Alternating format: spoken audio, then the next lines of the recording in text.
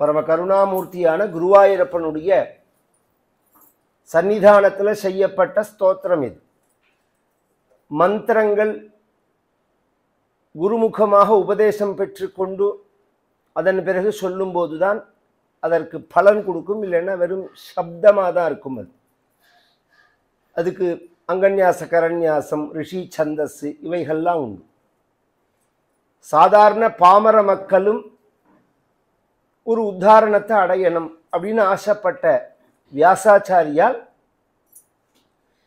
இந்த வேதங்களில் சொல்லப்பட்ட மந்திர பாகங்களை எடுத்து நமக்கு இதிகாச புராணங்களில் கொடுத்தா, பின்னாடி வந்த மகான்கள் அதை அனுசரித்து ஸ்தோத்திரங்கள் பண்ணினார்கள். இப்போ இந்த தேவி சப்தத்தின்னு இருக்கு பாருங்க, நம்ம பட்டத்திரி பண்ணினது சப்தசதியோட சாரம் தான் அது. சப்தசதி அப்படின்னு தேவி மகாத்மியம்னு சொல்லுவோம். அதுக்கு சப்தசதின்னு தான் பெயர். பொதுவாக 700 ஸ்லோகம் அது மொத்தம். அதோட சாரம் தான் அது. ஆனால் ஆச்சரியமாக தன்னுடைய குலதெய்வமான அம்பாளுடைய அந்த ஊரில் தான் கடைசி காலத்தில் தங்கியிருந்தார் அவர் அப்படின்னு அவருடைய சரித்திரம். அது மாதிரி இப்போ ஸ்தோத்திரங்கள் எடுத்து பார்த்தோம்னா பல ஸ்தோத்திரங்கள் இதிகாச புராணங்களில் சொல்லப்பட்டதான விஷயங்களை தான் அது எடுத்து சொல்லும். ஸ்தோத்திரங்கள் மட்டும் இல்லை, இந்த கீர்த்தனைகள், பஜன் சம்பிரதாயத்தில் நாம் பாடக்கூடிய பாடல்கள், ஆழ்வார்களுடைய பாசுரங்கள், நாயன்மார்களுடைய தேவாரங்கள், எதை எடுத்தாலும் அதுக்கு பிரமாணம் எதுன்னா இதிகாச புராணம் தான். வியாசரோட வாக்கு தான். வியாசோச்சிஷ்டம் ஜெகத் சர்வம் அப்படின்னு வியாசரை பற்றி சொல்லும்போது வியாசருடைய எச்சல் தான் இந்த உலகம்னு சொல்கிறது. உச்சிஷ்டம் தான். உடனே அதுக்கு கொச்சையாக அர்த்தம் பண்ணக்கூடாது. வியாசர் வாக்கில் சொல்லப்படாததான சப்தமோ விஷயமோ கிடையாதுன்னு அர்த்தம். உன் வாயில் நான் பூந்து பரப்பிடுவேனா அப்படின்னு சொல்லுவாங்கன்னு தமிழில். அதை சம்ஸ்கிருதத்தில் உச்சிஷ்டம்னு சொல்கிறது. நம்ம வாயில் பூந்து பரப்புறதுன்னா போய் வாயில் போய் உட்காந்து வெளியில் வந்தான்னு அர்த்தம். ஆஞ்சநேய சுவாமி மாதிரி அப்படி அர்த்தம் இல்லை. அந்த வார்த்தைகள் மூலமாக போயிட்டு வர்றது. அது மாதிரி வியாசருடைய ஒரு வாக்கு தான் எல்லாமே. அதை அனுசரித்து தான் இதை பண்ணுறார். இதில் பாகவதத்துக்கு மட்டும் என்னத்தினால சிரேஷ்டமானதுன்னா, எல்லாருக்கும் பகவானுடைய ஒரு அனுகிரகத்தை அடையணும் அப்படின்னு வியாசரால இதிகாச புராணங்கள் பண்ணப்பட்டாலும் முழுமையாக பகவானை அடையறதுக்குள்ளதான ஒரு சுலபமான வழியை நாம் காண்பிக்கலன்னா அவருக்கு ஒரு குறை இருந்தது.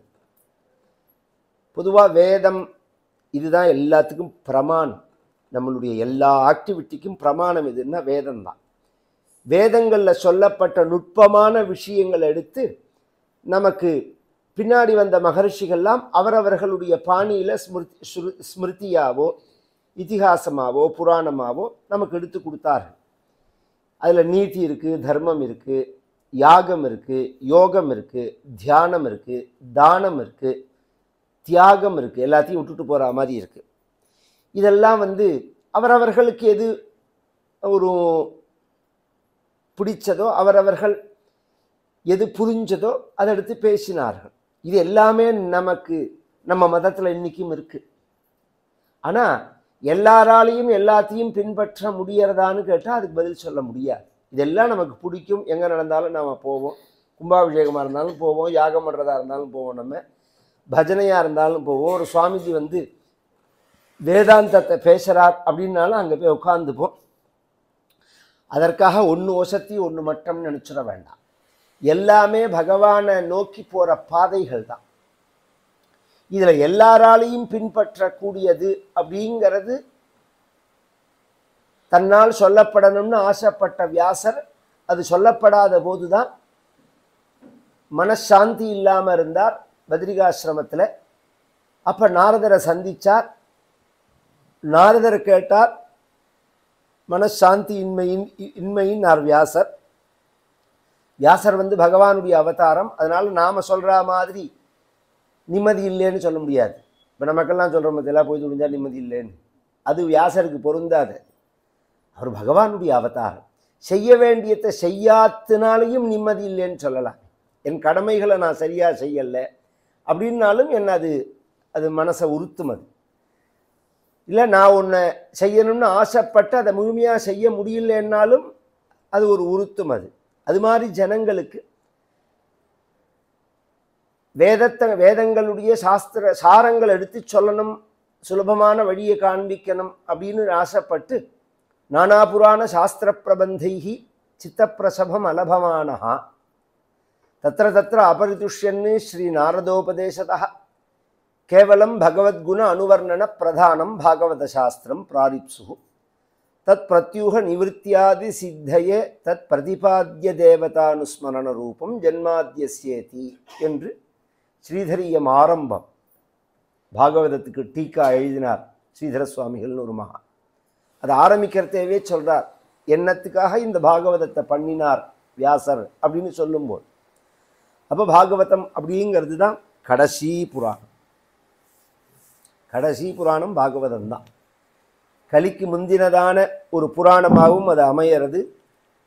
நமக்கு எல்லாருக்கும் வழிகாட்டியா இருக்கிறதுனால இன்னைக்கு உலகம் முழுக்க பாகவதம் காமிச்ச பாதையில தான் ஒரு சாதாரண பாமர ஜனங்கள் கூட போறா. தனக்கு தோணுன ஒரு விஷயத்தை சுதந்திரமா செய்கிறா. பத்தில ஒரு ஆடி மாசம்னா சரி, ஒரு மார்கழி மாசம்னா சரி, ஒரு கோவிலில் போய் ஒரு கஞ்சி காய்ச்சி ஊத்துறதோ, ஒரு விரதம் இருக்கிறதோ, ஒரு நோன்பு இருக்கிறதோ, பஜனை பாடல்கள் பாடுறதோ, இது எந்த தெய்வத்தை உத்தேசிச்சுங்கிறது அவ இஷ்டம். இப்படி செய்யணுங்கிறத சொல்லியிருக்கிறது பாகவதம் தான். இப்படி செய்யணும் அப்படிங்கிறத சொல்லியிருக்கிறது பக்தி மார்க்கத்தை சொல்றது. பக்திங்கிறது கர்மா கிடையாது. சாத்வஸ்மின் பரம பிரேம ரூபா அப்படின்னு அன்பு வடிவமா இருக்கிறதுனால அன்போட நாம் செய்யக்கூடிய எந்த செயலுமே பக்தியா ஆயிடுறது. அப்படிங்கிறதுனால நாம் எல்லாத்தையும் அங்கீகாரம் பண்றோம். மூட பக்தி கூடாதுன்னு நாம் சொல்றோமே தவிர, இப்போ உதாரணம் சொல்லணும்னா விளக்கு ஏத்துறது பக்தி. எலுமிச்சம்பழ மூடியில விளக்கு ஏத்தணும்னு யார் சொன்னா? அதுதான் இந்த ப்ராப்ளமே.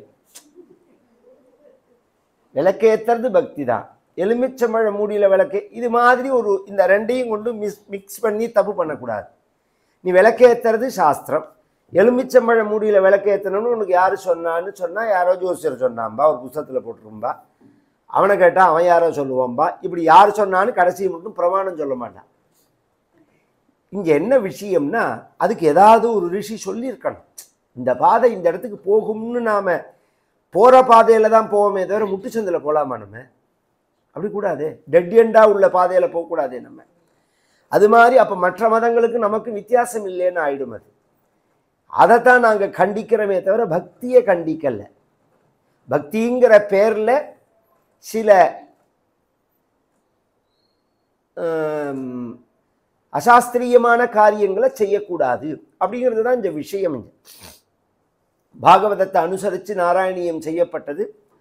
நாராயணியத்திலையும் ஆரம்பிக்கிறதேவே நிர்குண பிரம்மந்தான் சகுண பிரம்மமா இருக்கு அப்படிங்கிற விஷயத்தை சொல்லிவிட்டு, அந்த சகுண பிரம்மம் எதுக்கு சமானம் அப்படிங்கிறத சமுத்திரத்துக்கு சமானம் அப்படின்னு சொல்லிட்டு, அந்த சகுண பிரம்மத்தினுடைய ரூபத்தினாலதான் மகாலட்சுமியானவள் ரமிச்சிருக்காள் அப்படின்னு சொல்லி அந்த சகுண பிரம்மத்தினுடைய ரூபம் எப்பேற்பட்டது அப்படிங்கிறத 2வது தசகத்துல வர்ணிக்கிறார். சூரிய ஸ்பர்தி கிரீட்டம் ஊர்த்வதிலக புரோத்பாசி பலாந்தரம் கருண்யாகுலநேத்ரம் ஆர்த்ரஹசிதோல்லாசம் சுனாசாபுடம் கண்டோத்யன்மகராப குண்டலயுகம் கண்டோஜ்வல கௌஸ்துபம் துவத்ரூபம்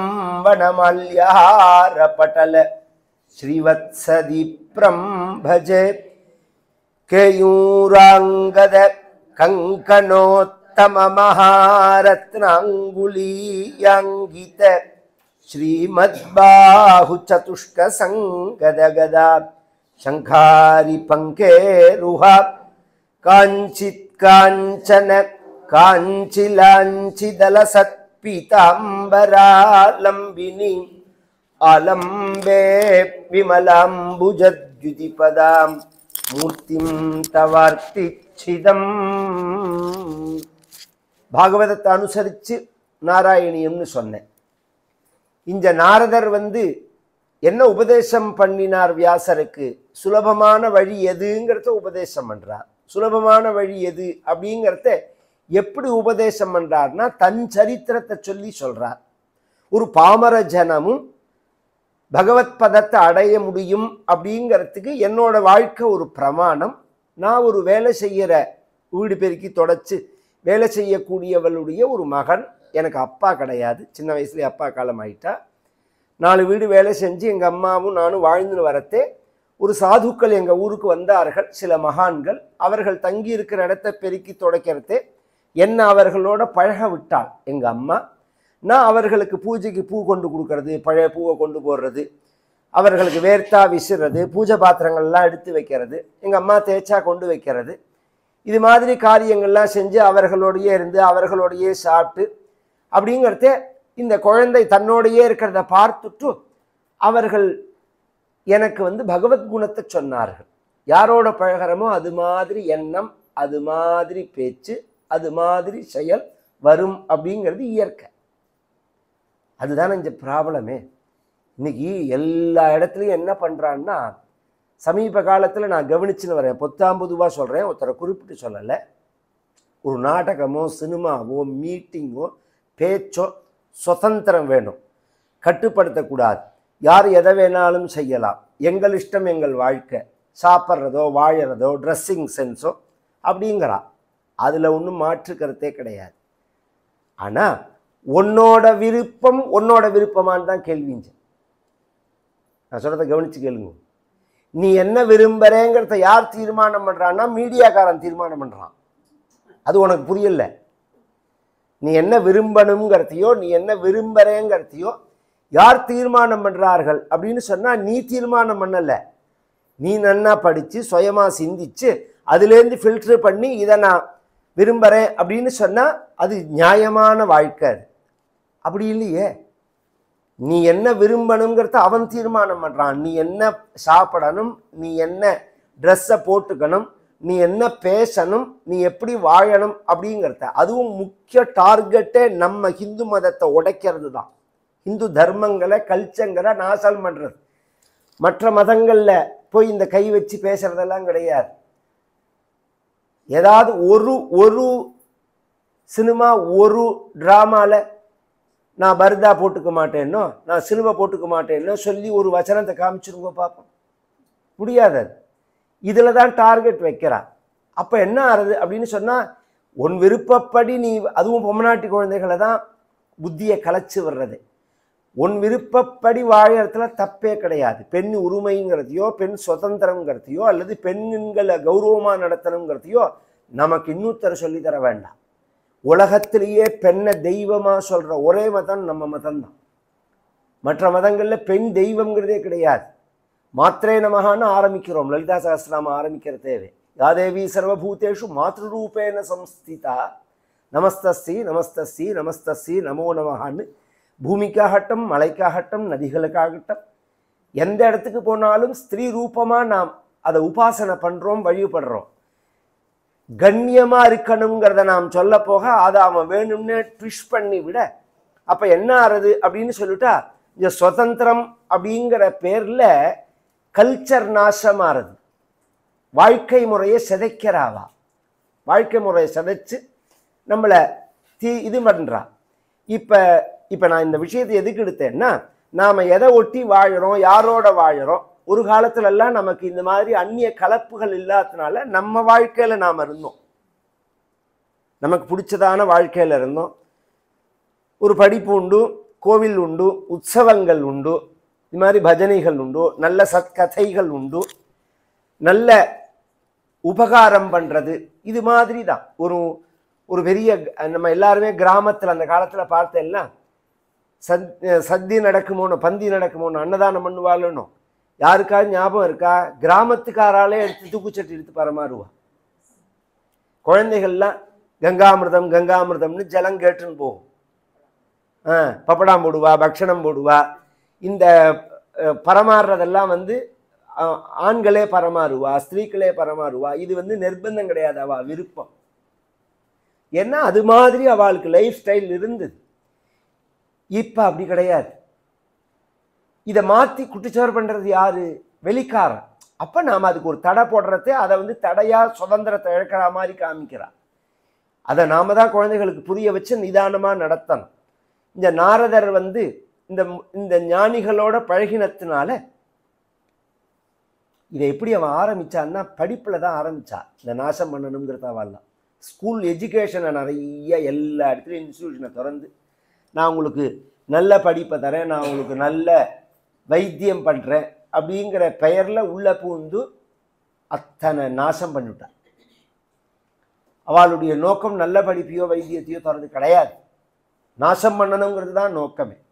இதை நான் எழுதல, தரம்பால்னு ஒருத்தர். இந்த புஸ்தகத்தை படிச்சேன்னா தெரியும், அழகிய மரம் அப்படின்னு. பியூட்டிஃபுல் ட்ரீ அப்படின்னு இங்கிலீஷில் பேர் இருக்கு.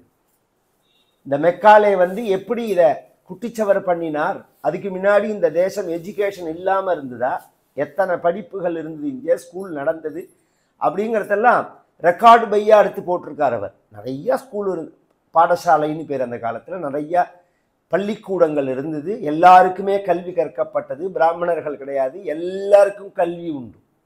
அதை ரெக்கார்டாக போட்டிருக்கார். திருச்சி மாவட்டத்தில் 7150 பேரில் ஒரு 750 பேர் தான் பிராமணா, 1000 சொச்சம் பேர் செட்டியா க்ஷத்ரியா கிடையாது, 5000 சொச்சம் பேர் சூத்ரர்கள் படித்தவா. அவர்களை நாம் படிக்க விடலை, படிப்பு சொல்லித்தரலை. இதெல்லாம் மெக்காலே வரத்துக்கு முன்னாடியே. இவன் இங்கிலீஷ்காரன் பிரிட்டிஷ்காரன் வந்து ஆங்கிலேயர்கள் வந்து தான் நமக்கு கல்வியை கொடுத்தாருன்னு சொல்கிறோம் பார்த்தீங்களா, அப்படி கிடையாது. அதுக்கு முன்னாடியே இங்கே படிப்பு உண்டு அப்படிங்கிறத பை ரெக்கார்டாக அவர் வச்சிருக்கார். அதெல்லாம் எடுத்து குழந்தைகளுக்கு நீங்கள் படித்து காமிக்கணும். ஆன் த ரெக்கார்டாக வச்சிருக்கார் எல்லாமே. தரம்பால்னு பேர், பியூட்டிஃபுல் ட்ரீன். எதுக்கு சொல்கிறேன்னா, இது அப்படி இருந்த தேசம்தான். அதை பொய் பிரச்சாரம் பண்ணி குட்டிச்சவர் பண்ணி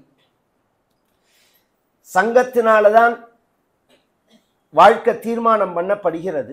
சங்கம்னா சேர்க்கையினால தான். இந்த நாரதருக்கு சின்ன வயசுல நல்லவர்களோட சங்கம் கிடைச்சதுனால அவர்கள் இந்த குழந்தைக்கு பகவானுடைய குணங்களை எடுத்து சொல்லி இவர் அறியாம பகவான்கிட்ட ஒரு அன்பு ஏற்பட்டு அந்த அன்புனால பகவானை தியானம் பண்ணி பகவான் அடைஞ்சாருங்கிறது நாரதருடைய சரித்திரம். அதைத்தான் சொல்றார். எல்லாருக்கும் அப்படிதான் வரணும். பகவானுடைய நல்ல சத்சங்கத்தை அடையிறது, அதன் மூலமா பகவத் குணங்களை கேட்கறது, அதன் மூலமா பக்தி அடையிறது, அதன் மூலமா பகவான் அடையிறது. இது வந்து எல்லாராலையும் பண்ணக்கூடிய காரியம். நீ ஒரு பூஜை பண்ணு, ஜபம் பண்ணு, பாராயணம் பண்ணு அப்படின்னா என்கிட்ட பூஜை பண்ணுறதுக்கு கூட பூ வாங்கணுமே சார், அதுக்கு பணம் வேணுமே, எனக்கு மந்திரம் தெரியணுமே அப்படின்னு சொல்ல முடியும். இப்படி உட்காந்து கதை கேளுங்கிறதுக்கு ஏதாவது தெரியணும்னு இருக்கான்னு? இப்படி உட்காந்து நான் கதை சொல்கிறேன், அந்த பகவானுடைய கதையை கேளுன்னா அதுக்கு எனக்கு ஒன்று தெரியணுங்கிற அவசியமே கிடையாது. கேட்டால் போதும், மனசில் படிஞ்சு அந்த பகவான்கிட்ட நம்மளை அறியாமல் பிரேம வரணும். அதான் முக்கியம், அன்பு வரணும். அந்த அன்பு பகவானுடைய தியானத்தை கொடுத்து அதுவே பகவானை அடையறதுக்கு வழியாக அமையும்.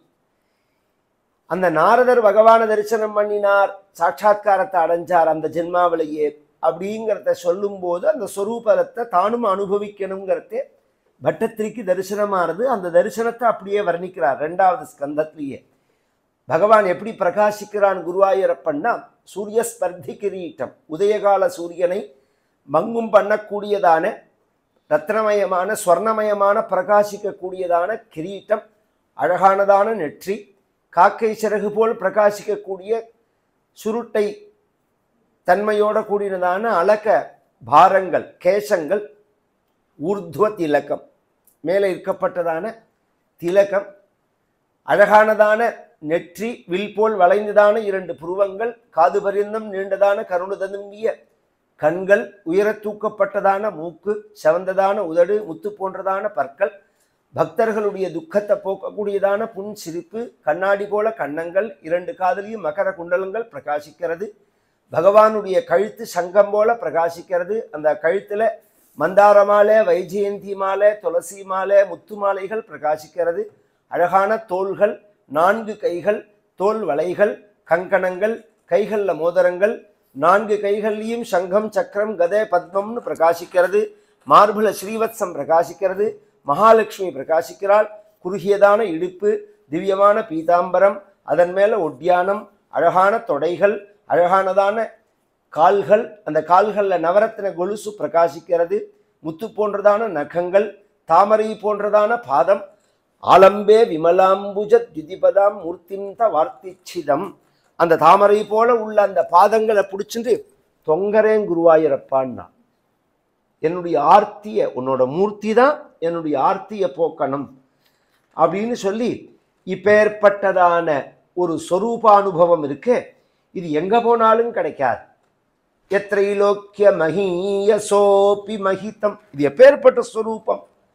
என்னென்னவோ ஜனங்கள் ஆசைப்படுறாளே, மயங்கராளே, ருச்சிக்கராளே, ரசிக்கராளே. எல்லாத்துக்கும் சிரேஷ்டமானது. மோகனத்துக்கெல்லாம் மோகனம், காந்தத்துக்கெல்லாம் காந்தம். காந்தம்னா ஆகர்ஷணம், மோகம்னா மயக்கர். மாதுரிய துரியாதபி, சப்பு கொட்டி சாப்பிட்றமே அதுக்கெல்லாம் மதுரமானது. சௌந்தர்யோத்தரத்தோப்பி சுந்தரதரம், அழகுக்கெல்லாம் அழகு, ஆச்சரியத்துக்கெல்லாம் ஆச்சரியம். தத்ரூபம் ஆச்சரியத்தோப்பியாச்சரியம் புவனே நகஸ்ய குத்துக்கம் புஷ்ணாதி விஷ்ணோ விபோ அப்படின்னு பகவானுடைய மகிமையை சொல்லிவிட்டு, இப்பேற்பட்ட பக்தியை நாம் அடைஞ்சாதான், அந்த சொரூபானுபவத்தில் உள்ள ஒரு பிரேம தான் நம்மளை பகவத் சரணத்தில் கொண்டு சேர்க்கும். கர்மாவோ ஞானமோ கூடாதுன்னு அர்த்தம் இல்லை, நிஷித்தம்னு அர்த்தம் இல்லை. கர்மாக்கள் எப்படி இருக்குன்னா பலாந்தரமாக இருக்கு. கர்மாவை நீங்கள் செஞ்சு முடிச்சு எப்போ அந்த பலனை அடைவேல்னு சொல்ல முடியாது. இந்த ஜென்மாவில் அடையலாம், அடுத்த ஜென்மாவில் அடையலாம், அடுத்த ஜென்மாவில் அடையலாம். ஞானம் அப்படிங்கிறதும் ஒரு ஜென்மாவில் சித்திக்கும்னு சொல்ல முடியாது.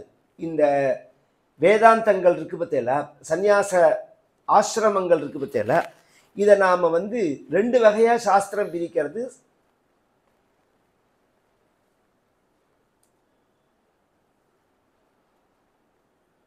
என்ன 2 வகையா அப்படின்னா, பிக்ஷு சந்நியாசியாவும் மதுகர விருத்தி அப்படிங்கிறது ஒன்று. இந்த கையில் எப்படி தேன் பூச்சி தேன் எடுக்கிறது ஒவ்வொரு பூலியும், அது மாதிரி நாம் போய் பிக்ஷை வாங்கி எடுக்கிறது அப்படின்னு.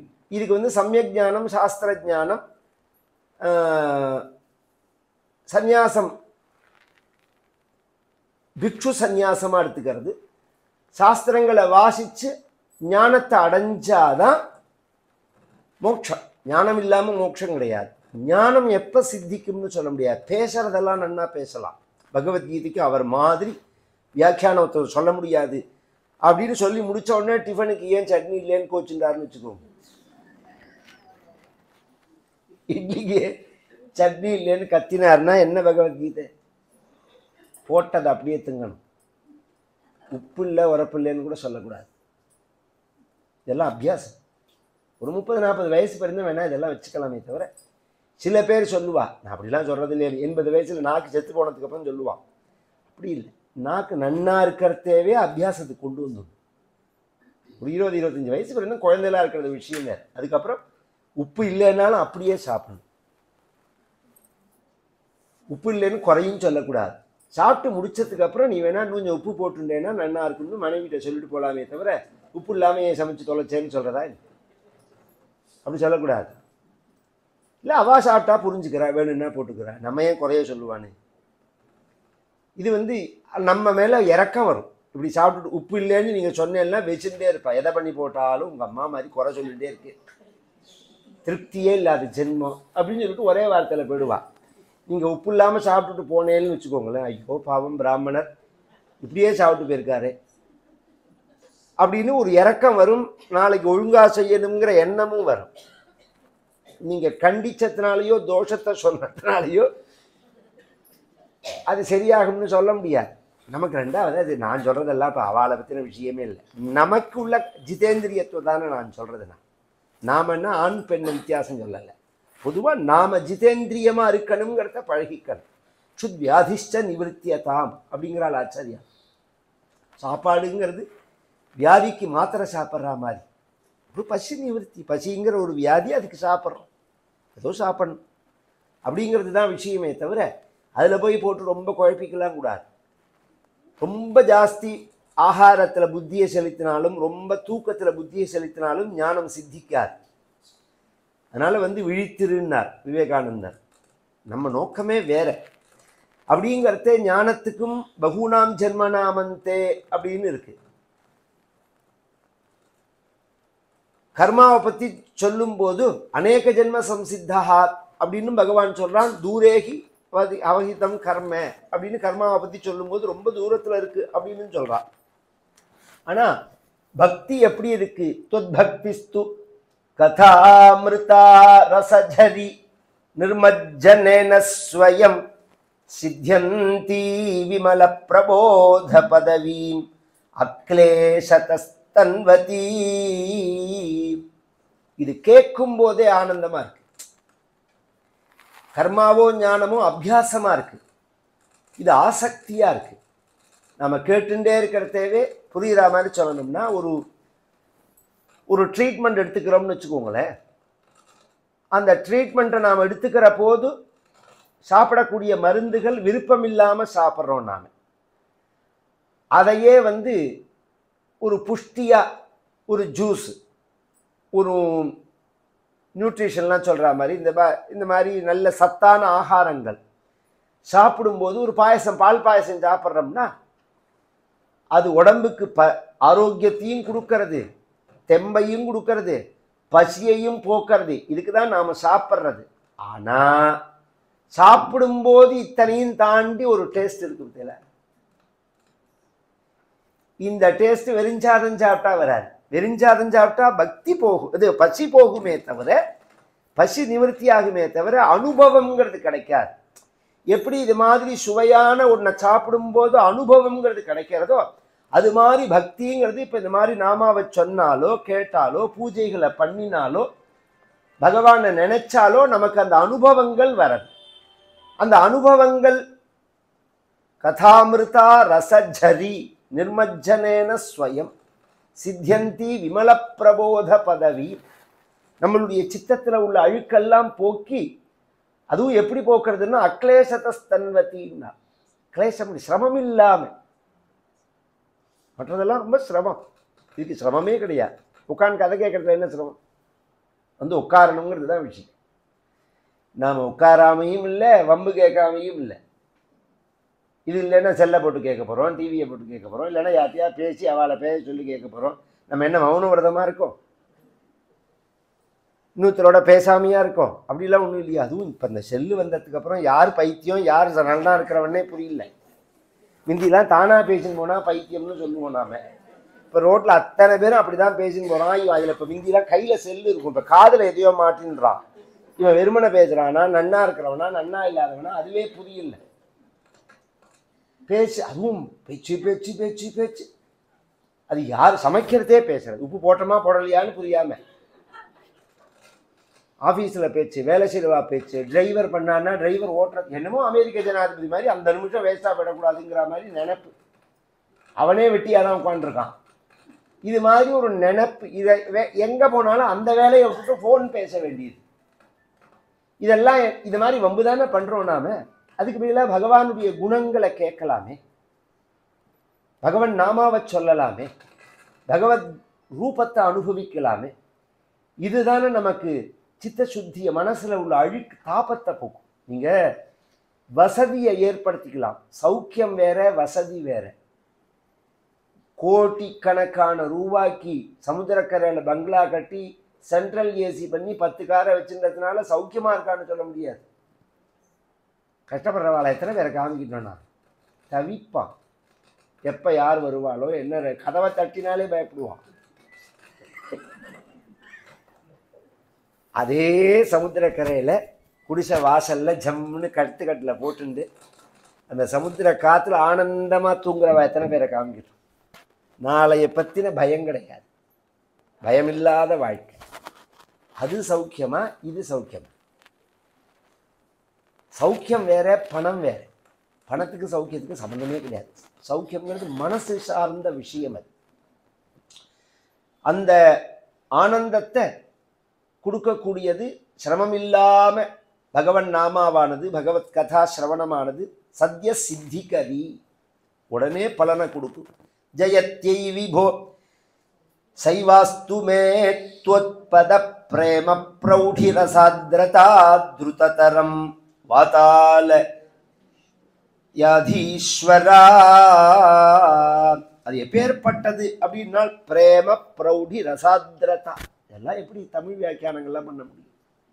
அப்படியே பிரேமையாகிற அந்த அன்பாகிற அந்த ரசத்துல, அதுவும் கனமான அந்த ரசத்துல முழுகி அப்படியே ஆனந்தமா இருக்கிற எத்தனை மகான்கள் அப்படி இருக்கா. தன்னை மறந்து அந்த சைதன்ய மகாபிரபு போட்டோவை பார்த்தா தெரியும். அப்படி இருப்பார், இப்படி கையை வச்சுன்னு இப்படி இருப்பார். அவருக்கு என்ன டிவியா சினிமா பாட்டா, என்னத்தை பார்த்து அப்படி இருக்கார் அவர்? சொஸ்வரூபானந்தம் பகவான்கிட்ட உள்ள பக்தியினால அப்படி இருக்கார். இதுக்கு சாத்திய பக்தின்னு பேர். இந்த சாத்திய பக்தியை ஒருத்தன் எப்படி அடைய முடியும்னால் சாதன பக்தியினால தான் அடைய முடியும். கொஞ்சம் கவனிச்சு கேட்டுன்னு வரணும். இதெல்லாம் பட்டந்தோ நாமானி பிரமதபர சிந்தம் நிபதிதாக ஸ்மரந்தோ ரூபந்தே வரத கதயந்தோ குணகதாக சரந்தோ ஏ பக்தாக தொய் கலு ரமந்தே பரமமூனு அஹம் தன்யான் மன்யே சமதிகத சர்வாபிலஷிதானி. பட்டந்தோ நாமானி, தெய்வங்களுடைய கடவுள்களுடைய நாமாவை சொல்றது, பெயரை திரும்ப திரும்ப உச்சரிக்கிறது. சாஸ்திரோக்தமான பெயரா இருக்கணும். அது எல்லா பெயருமே அது என்ன பாஷையில் இருக்குங்கிறது விஷயம் இல்லை. அந்த நாமா பெயரை சொல்றதே ஒரு சப்தமே அந்த ஸ்வரூபந்தான். கொஞ்சம் பின்னாடி அஜாமல சரித்திரம் வருது, அதை கொஞ்சம் விஸ்தாரமாக சொல்கிறேன்னா, இவன் மேலே எனக்கு இன்னைக்கு 2 சரித்திரம் சொல்லியாரு. பட்டந்தோ நாமானி, அதை சொல்லும்போது எப்படி நாமாக்களை சொல்லும்போது வெறும் ஒரு இயந்திரத்தனமாக சொல்லாம பிரமதபர சிந்தௌ நிபதிதாக ஒரு அன்போட சொல்லணும்னா, அன்போட எப்படி சொல்ல முடியும் அப்படின்னா, நம்ம பிள்ளைக்கு கிருஷ்ணன்னு பேர் வச்சிருக்கோம்னு வச்சுக்கோங்களேன். வெறுமனை நாம கிருஷ்ணா கிருஷ்ணா கிருஷ்ணா கிருஷ்ணா அப்படிங்கிறதுக்கும் பிள்ளைய கூப்பிடும்போது கிருஷ்ணா அப்படிதானே கூப்பிடுவேன். அந்த பிள்ளைய கூப்பிடும்போது, மகனை கூப்பிடும்போது ஒரு அன்பு எழ ஓடுறதுக்கு தெரியல. அது மாதிரி குருவாயூரப்பா அப்படின்னு பேசணும். பகவான்கிட்ட கிருஷ்ணா ராமா அப்படின்னு பேசும்போதே அந்த நேரடி தொடர்பு இருக்கும். என்னானை என்னப்பன் என்பார்க்கு இன்னமுதை அண்ணாமலை யானை பாடுதுங்கா நம்மானை. மணிவாசக பெருமான் சொல்றான், என்னானை என்னப்பன் என்பார்க்கு இன்னமுதை. இது என் சுவாமி, என் அப்பா, என்னோட தெய்வம், என்னை காப்பாத்துற வரவர். எனக்கும் அவருக்கும் தான் சம்பந்தம்ங்கிறது வாழ்க்கையில். யாருக்கு யாரை காப்பாற்ற முடியும், யாருக்கு யார் உறவு சொல்லும் சொல்லலாமே தவிர எல்லாம் சுயநலம் தான். உலகம் முழுக்க நாம் யார்கிட்ட பழகினாலும் சுயநலத்தோடு பழகிறவர்கள் தான். அவர்களுக்கு நாம் அனுகூலமாக பிரியமாக இருக்கிறப்ப தான் நம்மக்கிட்ட பிரியமாக இருப்பாள். அதில் ஏதாவது ஒரு மாற்றம் வருதுன்னா தூக்கி போடுறதுக்கு யாருமே தயங்க மாட்டார். அப்படிங்கிறது தான் உண்மை. அம்மாவை தவிர, தாயாரை தவிர பாக்கி எல்லாருமே தாயாரோட அன்பை சுயநலம்னு சொல்ல முடியாது, சொல்லக்கூடாது, அது நியாயம் இல்லை.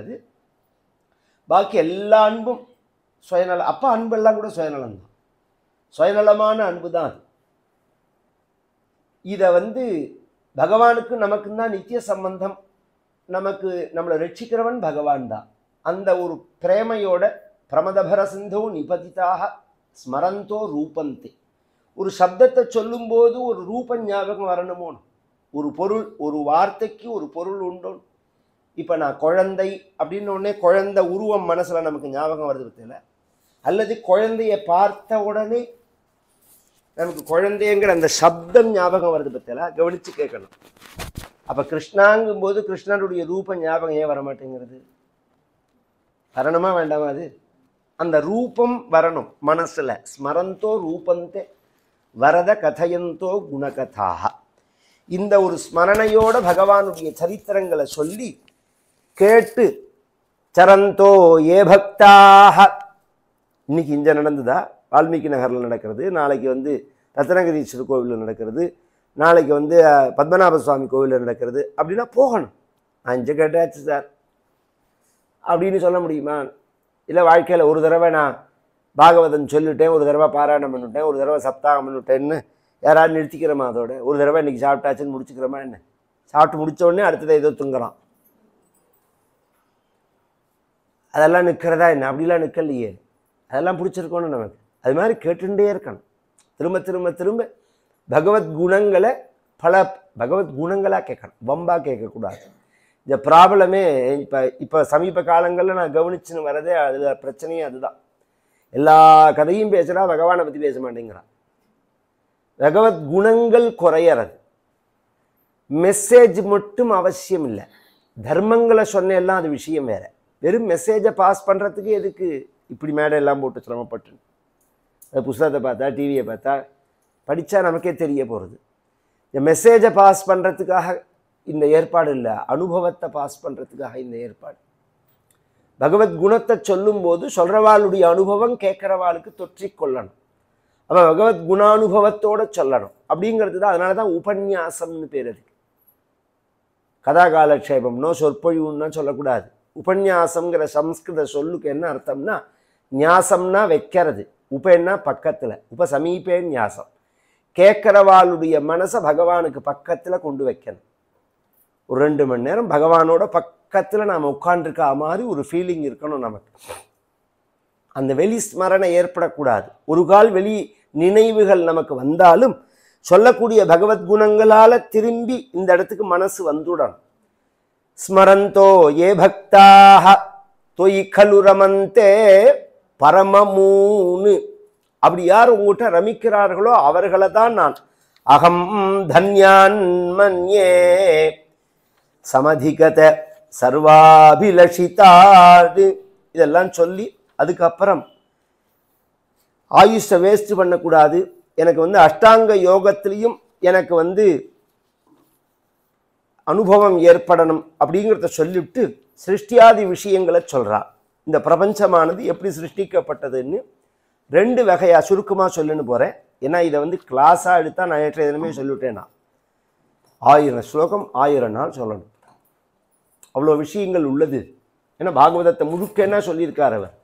அதனால் அத்தனையும் இந்த 7 நாளில் நம்ம பாராயணம் பண்ணலையே, நம்ம பிரவச்சனம்னா பண்ணுறோம். அப்படிங்கிறத சுருக்கமாக சொல்லுன்னு போகிறேன். சிருஷ்டி 2 வகையாக அமையிறது. பகவான் ஒரு சிருஷ்டி பண்ணுறான், பிரம்மா ஒரு சிருஷ்டி பண்ணுறான். பகவான் பண்ணுற சிருஷ்டிக்கு தத்துவ சிருஷ்டின்னு பேர், பிரம்மா பண்ணுற சிருஷ்டிக்கு பூத சிருஷ்டி அப்படின்னு பேர். பகவான் என்ன தத்துவ சிருஷ்டினா என்ன பண்ணுறான் அப்படின்னு சொன்னால்,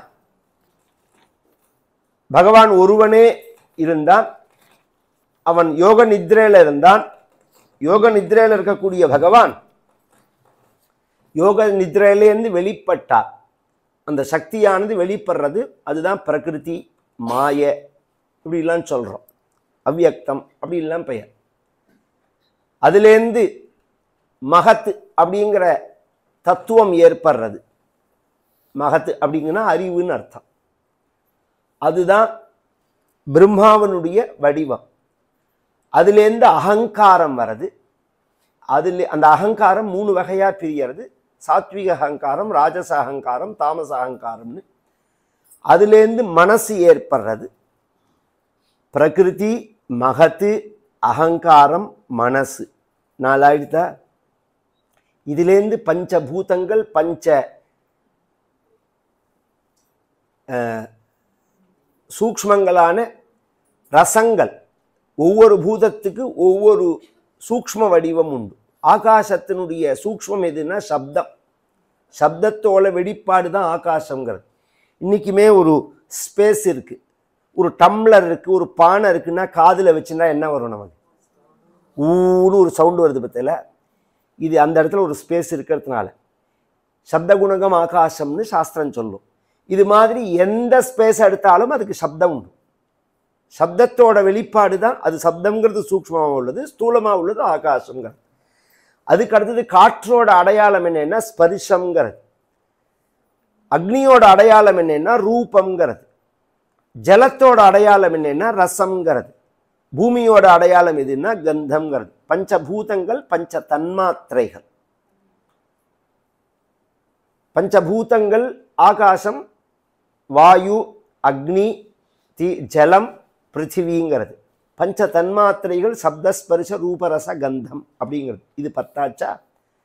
இதை உணர்றதுக்கு ஞானேந்திரியங்கள் அப்படின்னு 5. இந்த ரசங்களை உணர்றதுக்கு, சப்தத்தை கேட்கறதுக்கு காது, ஸ்பரிசத்தை உணர்றதுக்கு தோல், ரூபத்தை பார்க்கறதுக்கு கண்ணு, ரசத்தை உணர்றதுக்கு நாக்கு, வாசனையை உணர்றதுக்கு மூக்கு. இதுக்கு ஞானேந்திரியங்கள்னு பேர். இதை தவிர 5 இந்திரியங்கள் இருக்கு. கர்மேந்திரியங்கள்னு பேர். வாக்பாணி பாதம் பாயு உபஸ்தம்னு சொல்றதாங்க.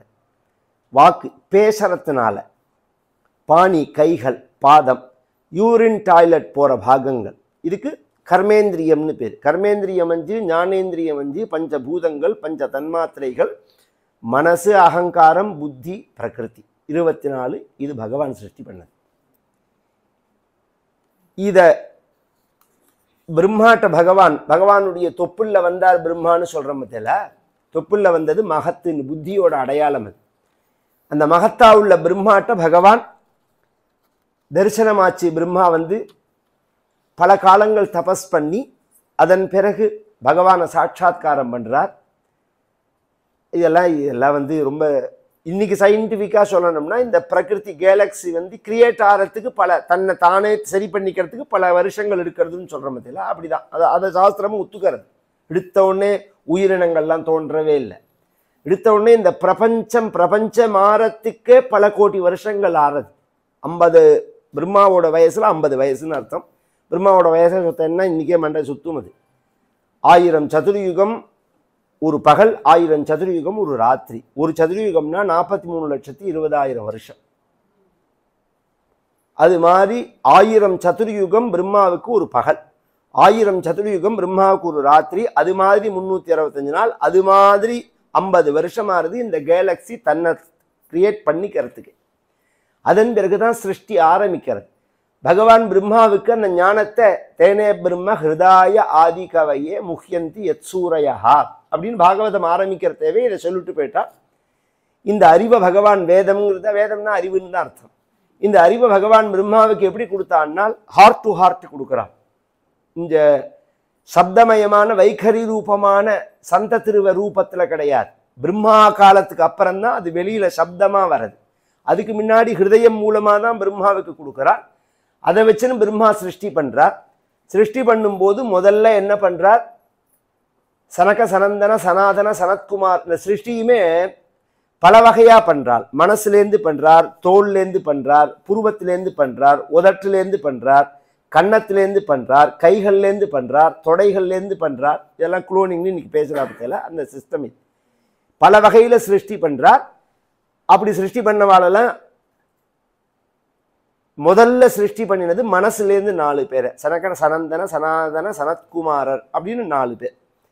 அவர்கள் 4 பேருமே சிருஷ்டிக்கு லாயக்கில்லாதவர்கள் ஆயிட்டார்கள். ஏன்னா திருப்பி அவ சிருஷ்டி பண்ண மாட்டேங்கிறா. நீ சிருஷ்டி பண்ணு அப்படின்னு சொன்னா அவ சிருஷ்டி பண்ணி மாட்டேங்கிறா. உடனே என்ன பண்றார்? தன் சொன்னத்தை கேட்கலன்னு உடனே அவருக்கு ஒரு கோபம் வருது பிரம்மாவுக்கு. அந்த கோபத்துல தமோகுணம் வெளிப்பட, தமோகுணத்தினால ஒரு சிருஷ்டி அவருக்கு ருத்ரன்னு பேர். ருத்ரன்னா சிவபெருமான் இல்லை. இதை மனசுல வாங்கிக்கணும். நாமெல்லாம் வந்து ஆச்சாரியாளுடைய பாதையில போறவா, ஆதிசங்கர பகவத் பாதாளுடைய பாதையில போறவா. ஒன் சைடா நம்ம புத்தியை டியூன் பண்ணிக்க கூடாது. வேதம் மாதிரி சமமா எல்லாத்தையும் பார்க்க தெரியணும். நீங்க விஷ்ணு பக்தன் சிவபக்தன்கிறதெல்லாம் தனி விஷயம், ஞானம்ங்கிறது தனி விஷயம். நான் விஷ்ணு பக்திங்கிற இப்போ எப்படி கிறிஸ்துவன் வந்து அவனோட அந்த காலத்துக்குள்ள எல்லாத்தையும் கொண்டு வரணும்னு சொல்றான். மத்தியில இந்த 3000 வருஷத்துக்குள்ளேயே எல்லாத்தையும் கொண்டு வந்துடணும். நீங்க 7000 வருஷத்துல ராமர் பிறந்ததுன்னு சொன்னாலும் ஒத்துக்க மாட்டான். ஏன்னா அவன் 4000 வருஷத்துக்கு முன்னாடி ஆளே இல்லைங்கிறான். அப்புறம் 7000 எங்க ஒத்துக்க போறான்? அவன் என்ன சொன்னாலுமே ஒத்துக்க போறது இல்லை. அப்புறம் அவனை ஒத்துக்கணும், நாமே சிரமப்படணும். நம்ம சாஸ்திரத்தை நாமே ஃபாலோ பண்ணிட்டு போலாம். அது மாதிரி சில மூடமான மூர்க்கமான ஒரு விஷயங்கள் எல்லாம் பின்பற்றுபவர்களை பத்தி நாம பேசல. இங்க சாஸ்திரத்தை அங்கீகாரம் பண்ணணும். வேதம்தான் ஃபர்ஸ்ட், புராணங்கள்லாம் அப்புறம்தான். வேதத்தை எடுத்துட்டா அதுல சிவபெருமானுக்கும் முதலிடம் இருக்கு, விஷ்ணுவுக்கும் முதலிடம் இருக்கு, அக்னிக்கும் முதலிடம் இருக்கு, எல்லாத்துக்கும் மேலே பிரம்மன் தான். அங்கான்யன்யா தேவதான்னு பரமாத்மாவை தான் சொல்றது வேதம் அப்படிங்கிறது தான். அப்போ இங்கே பிரம்மா சிருஷ்டி பண்ணினது சிவபெருமானில் ருத்ரர்னு பேர். ருத்ரர் எப்படின்னா சஹஸ்ராணி சஹஸ்ரசோவே ருத்ரா அதிபூமியாம் அப்படின்னு வேதமே சொல்றதும். ருத்ரர் ஒருத்தர் 2 பேர் இல்லை, ஆயிரக்கணக்கில் இருக்கார்கள். அந்த ருத்ர சிருஷ்டி பண்ணுன்னா அவர் பாட்டுக்கு தாறுமாறா சிருஷ்டி பண்ண அது என்ன ஆயிடுத்துன்னா, இந்த கிராமத்தில் ஒரு பழக்கம் உண்டு. அரை பணம் கொடுத்து ஆற சொன்னா, ஒரு பணம் கொடுத்து ஓய சொன்னான்.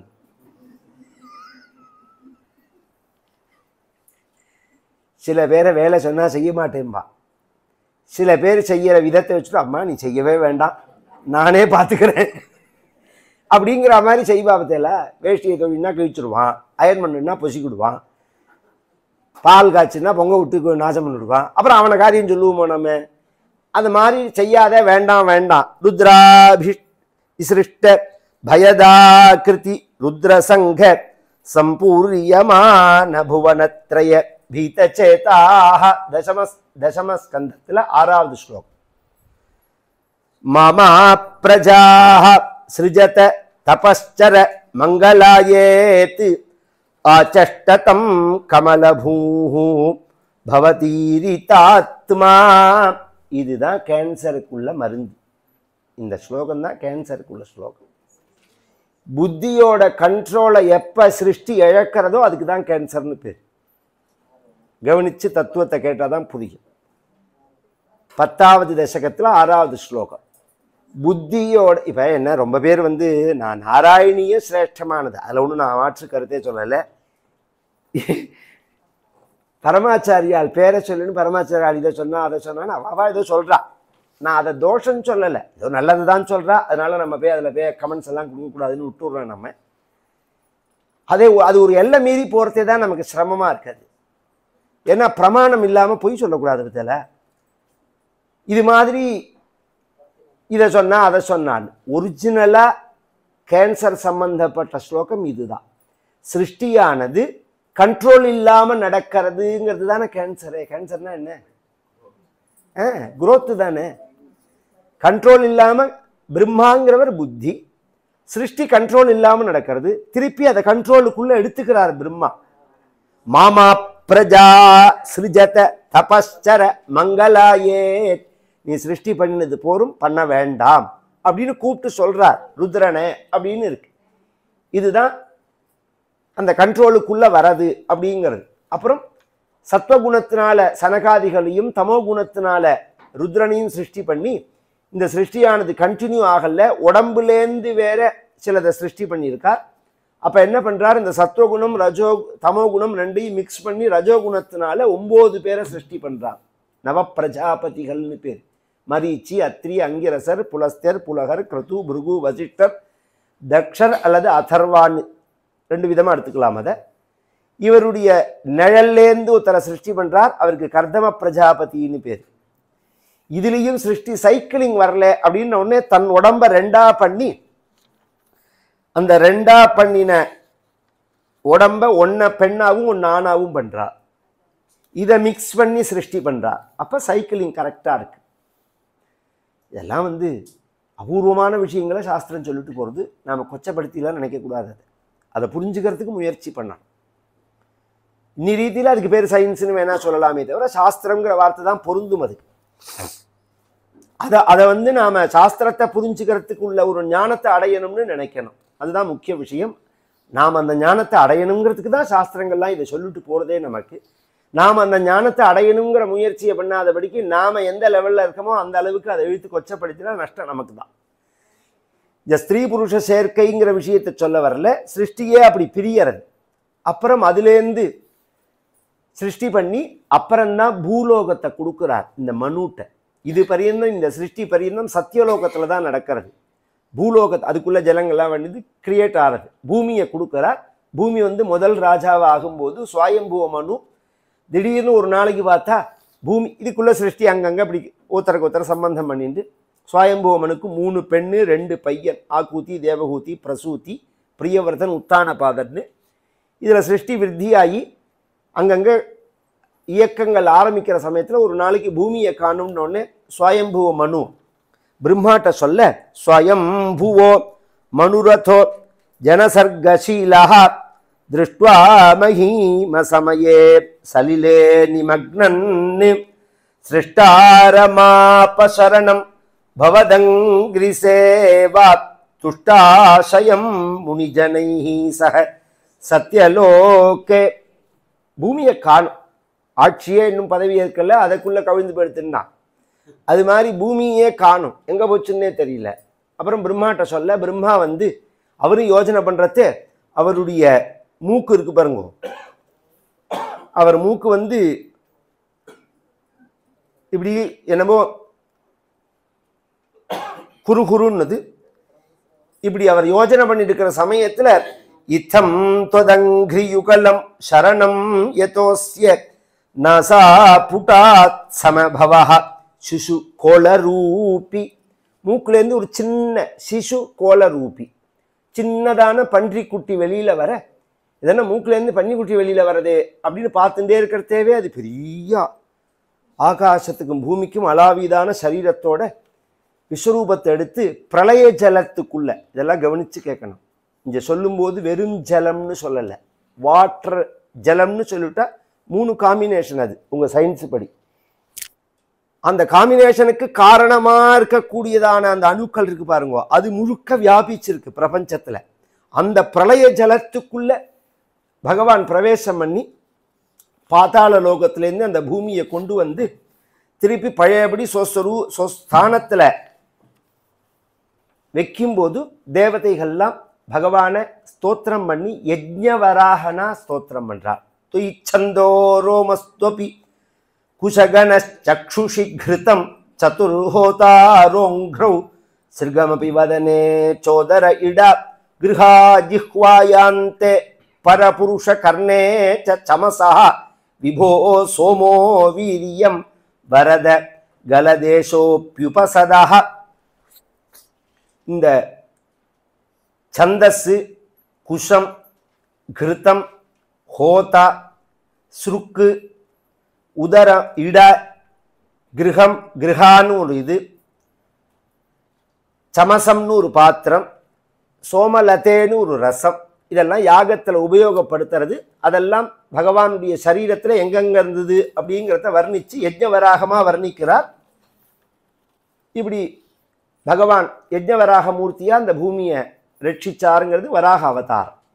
அதுக்கு அடுத்தது இந்த வராக அவதாரத்தில் பகவான் அந்த பூமியை கொண்டு வரும்போது இரண்யாக்ஷன் அப்படின்னு ஒரு அசுரனை வதம் பண்ணிட்டு வரார். அந்த அசுரன் யாரு அப்படிங்கிறத முன்னாடி சொல்லிவிடுறார் பட்டத்திரி, எப்படி வந்தான் அவன் அப்படிங்கிறதெல்லாம். இந்த மனு சுவாயம்புவ மனு ராஜ்ய பரிபாலனம் பண்ணிட்டு வந்துட்டு இருக்கார். சமனுஸ் ததுபாச தது சமனுஸ்மிருததாவகாங்கிரியுக்மஹ சமனு பங்கஜம் சம்பவாங்கஜன்ம நிஜமந்தரமந்தராய ஹீனம் சரிதம் தே கதயன் சுகம் நிநாய சமயே கலு தத்ர கர்தமாக்ஷோ துருஹினச்சாய பவஸ்ததீய வாசா திருதசர்கரசோ நிசர்கரம்யம் பகவம் ஸ்வாம் அயுதம் சமாசிஷேவ. இவர் ராஜ்ய பரிபாலனம் பண்ணினவர்த்தே அவர் குழந்தைகளுக்கு கல்யாணம் பண்ண கதையை சொல்றார். மூத்த பெண்ணுக்கு ஆக்கூத்தின்னு பேரு, ருச்சிங்கிற மகர்ஷி கல்யாணம் பண்ணி கொடுத்தார். 2வது பெண்ணுக்கு தேவகூத்தின்னு பேரு. அந்த பெண்ணுக்கு கல்யாணம் பண்ணணுங்கிறது கர்தமர்னு ஒருத்தர் பகவான் பிரம்மாவோட நிழல்லேருந்து வந்தார்னு சொன்னேன். அவர் 10,000 வருஷம் அயுதம் சமாசிஷேவே 10,000 வருஷம் பகவானை குறித்து தபஸ் பண்ணினார். அந்த கர்தமர் பகவான் அவருக்கு பிரத்யட்சமாயி அந்த கர்தமருடைய பக்தியை பார்த்துட்டு பகவானுடைய நேத்திரத்திலேருந்து ஜலம் வந்த இடத்துக்கு பிந்து சரஸ்ன்னு பேர். இன்னைக்கும் நைமிசாரண்யத்தில் இருக்குது. நைமிசாரண்யத்தில் போனேன்னா ஒரு குளம் இருக்கும், பிந்து சரஸ் அப்படின்னு பேர். அது பகவான் கண்ணிலேந்து வந்த ஜலம். அது கர்தமரோட பக்தியை பார்த்துட்டு பகவான் கர்தமருக்கு உத்தரவு போடுறான், நீ தேவகியை கல்யாணம் பண்ணிக்கோ. மனு கல்யாணம் பண்ணி கொடுப்பார். நீங்கள் 2 பேரும் கல்யாணம் பண்ணிட்டேன்னா உங்கள் 2 பேருக்கும் நான் குழந்தையா பிறக்கிறேன்னு ஆசை வேற காமிக்கிறேன். ஆஃபர் பண்ணுறா பற்றியெல்லாம். டிசம்பர் கிறிஸ்மஸ் வந்துட்டு ஒரே ஆஃபர் மயமாக இருக்கும் எல்லாம். இதை பகவானே சொல்றான். அவர் ஏன்னா அவர் ஏன் அவருக்கு ஆஃபர் பண்றாருன்னா, அவர் பகவான் கர்தமர் ஞானத்தை அபேட்சிச்சு தான் தபஸ் பண்ணது. அவர் கல்யாணம் வேணும்னு தபஸ் பண்ணவே இல்லை. அவர் மோட்சம் வேணும்னு தான் தபஸ் பண்ணா. சிருஷ்டி ஆன சமயம் இது. அப்போ சைக்கிளிங் இருக்கணும். எல்லாரும் மொட்டை அடிச்சுன்னு போனால் அப்புறம் ஜனங்கள் எப்படி இருப்பா? இந்த இயக்கம் நடக்க வேண்டாமா? அந்த பக்குவம் வந்தவா போகலாம். பக்குவம் இல்லை. இப்போ ஒரு காலத்தில் எப்படின்னா பழுத்து பழம் கீழே விழும். அது நியாயம். சமமாக பழுத்தது அரக்கா முக்காக்கா காக்கா எல்லாத்தையும் போட்டு ஒரே தெரியா மேலே ஒரு ஸ்ப்ரேயை பண்ணால் அதுவும் பழுத்து தான் போகிறது. அது மாதிரி எல்லாத்தையும் உட்காத்தி வச்சு ஞானத்தை உபதேசம் பண்ணால் அந்த மாதிரி அறவேக்காடாக தான் இருக்கும். அதில் டேஸ்ட் இருக்காது. அதுவாக பழுத்து வரணும். அந்த மாதிரி ஒரு முறையை தான் சாஸ்திரம் அங்கீகாரம் பண்ணுறது. அது தானாகவே ஆசிரமாத்து ஆசிரமங்கச்சேத்து அப்படின்னு சாஸ்திரம் சொல்கிறது. இவரை கல்யாணம் பண்ணிக்க சொல்ல மனுவும் வரார். நாரதருடைய கைடன்ஸில் அந்த காலத்துலலாம் ஒரு புள்ள பொண்ணெல்லாம் எடுத்த உடனே நாமளாக பார்த்தெல்லாம் தீர்மானம் பண்ண மாட்டா. 10 பேர்த்த விசாரிப்பா. இந்த புள்ள இருக்கான்னு சொன்னால் இவனை பண்ணலாமா, இது நல்ல குடும்பமா, 1000 தடவை போய் ஒரு கல்யாணத்தை பண்ணு அப்படின்னு சாஸ்திரம். அதை அப்படியே திருப்பி நமக்கு சௌரியமாக 1000 போய் சொல்லி ஒரு கல்யாணம் பண்ணுன்னு மாற்றிட்டோம். 1000 தடவை போய் 1000 தடவை போகணும்.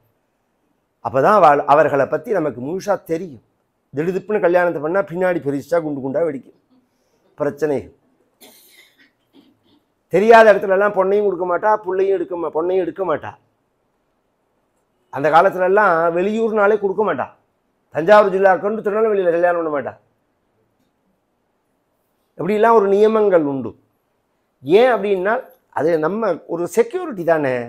நம்ம ஜாக்கிரதையாக குழந்தைகளை பார்த்துக்கணும். நம்ம பாட்டுக்கு இஷ்டத்துக்கு கல்யாணம் பண்ணி கொடுத்துடக்கூடாது அப்படிங்கிற ஒரு பொறுப்பெல்லாம் இருந்தது. அதனால் அப்படிலாம் நடந்துட்டார்கள். இங்கே நாரதர் தான் சொல்கிறார். நாரதர் சொன்னதுனால கல்யாணம் பண்ணி கொடுக்குறார். இவர் எப்பேற்பட்டவள் இந்த பெண் அப்படின்னு சொன்னால், மனுநோபகிருதாஞ்ச தேவஹூதிம் தருணீ ரத்னமவாப்ய கர்தமோசௌ பவதர்ச்சனநிர்வృతோபி தஸ்யாம் திருட சுஸ்ரூஷணயா ததௌ பிரசாதம். மனுநோபகிருதாஞ்ச தேவஹூதிம் தருணீ ரத்னம்ங்கிறார். இங்க ஸ்திரீ ரத்னம்ங்கிறார். பெண்கள் தான் கண்கள். சும்மா அந்த உபச்சார வார்த்தைகள்லாம் சொல்லலை. நம்ம தேசம் மாதிரி பெண்களை கண்ணியமாக நடத்தின தேசம் கிடையாது. பெண்களை போக பொருளாக பார்க்கறதே இப்போதான். நாங்கள்லாம் பெண்கள் இல்லையா, போகலுக்கு தானாங்கிறான். அப்புறம் எதுக்குடா பைக்கு விளம்பரத்துக்கு பொம்மநாட்டி படத்தை போடுறேன்? ஒரு பைக்கு விற்கிறதுக்கு பொம்மநாட்டி படத்துக்கும் பைக்குக்கு என்ன சம்பந்தம்? அற நிர்வாணமாக ஏன் போடுறேன்? அப்போ நீ தான் கொச்சப்படுத்துகிற. நாங்கள்லாம் கண்ணியமாக தான் நடத்துகிறோம். நாங்கள் ஏன் கட்டுப்பாடுகளை சொன்னோம்னா, அதுக்கு உதாரணம் சொல்லணும்னா, இந்த கட்டுப்பாடு 2 விதமாக சொல்லலாம். ஒரு ரவுடி, ஒரு குற்றவாளி, அவனை கோர்ட்டுக்கு கொண்டு போகிறதா இருந்தால் போலீஸ் கையில் விலங்க மாற்றியோ அல்லது 4 போலீஸ்கார பக்கத்தில் நின்னோ அவனுக்கு காவலாக போவான்.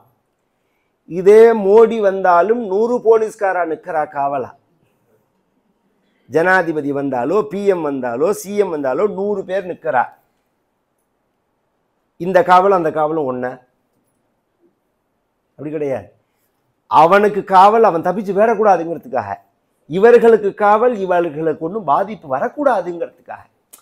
இதுலேயுமே நமக்கு எப்போ இந்த செக்யூரிட்டி, அது அந்த உணர்ச்சி நமக்கு பாதுகாக்கணுங்கிற உணர்வு எப்போ ஜாஸ்தி ஆச்சுன்னா, இஸ்லாமிய படையெடுப்புக்கு அப்புறம்தான். உண்மையை சொல்லணும்னா அவர்கள் ஒரு 800-900 வருஷம் முன்னாடி ஏற்பட்ட விஷயம் அது. அவர்கள் இந்த படையெடுத்து வந்தபோது முதல்ல அவ கை வச்சது 2 விஷயத்துல தான். ஒன்று கோவிலை உடைப்பா, ஹிந்து பெண்களை தூக்கின்னு போயிடுவாவா. கல்யாணம் ஆச்சு ஆகலாம் கணக்கே கிடையாது, அவளுக்கு தூக்கின்னு போயிடுவார்கள். இவர்களை பாதுகாக்கணும் அப்படிங்கிறதுனால தான் இன்றைக்கும் நார்த் இந்தியா தான் ரொம்ப பாதிக்கப்பட்டது. அதனால தான் அவள் தாலி கூட போட்டுக்க மாட்டான். தாலி போட்டுட்டா தெரிஞ்சு போயிடும் அப்படிலாம் ஒரு பயம் உண்டு அவளுக்கெல்லாம்.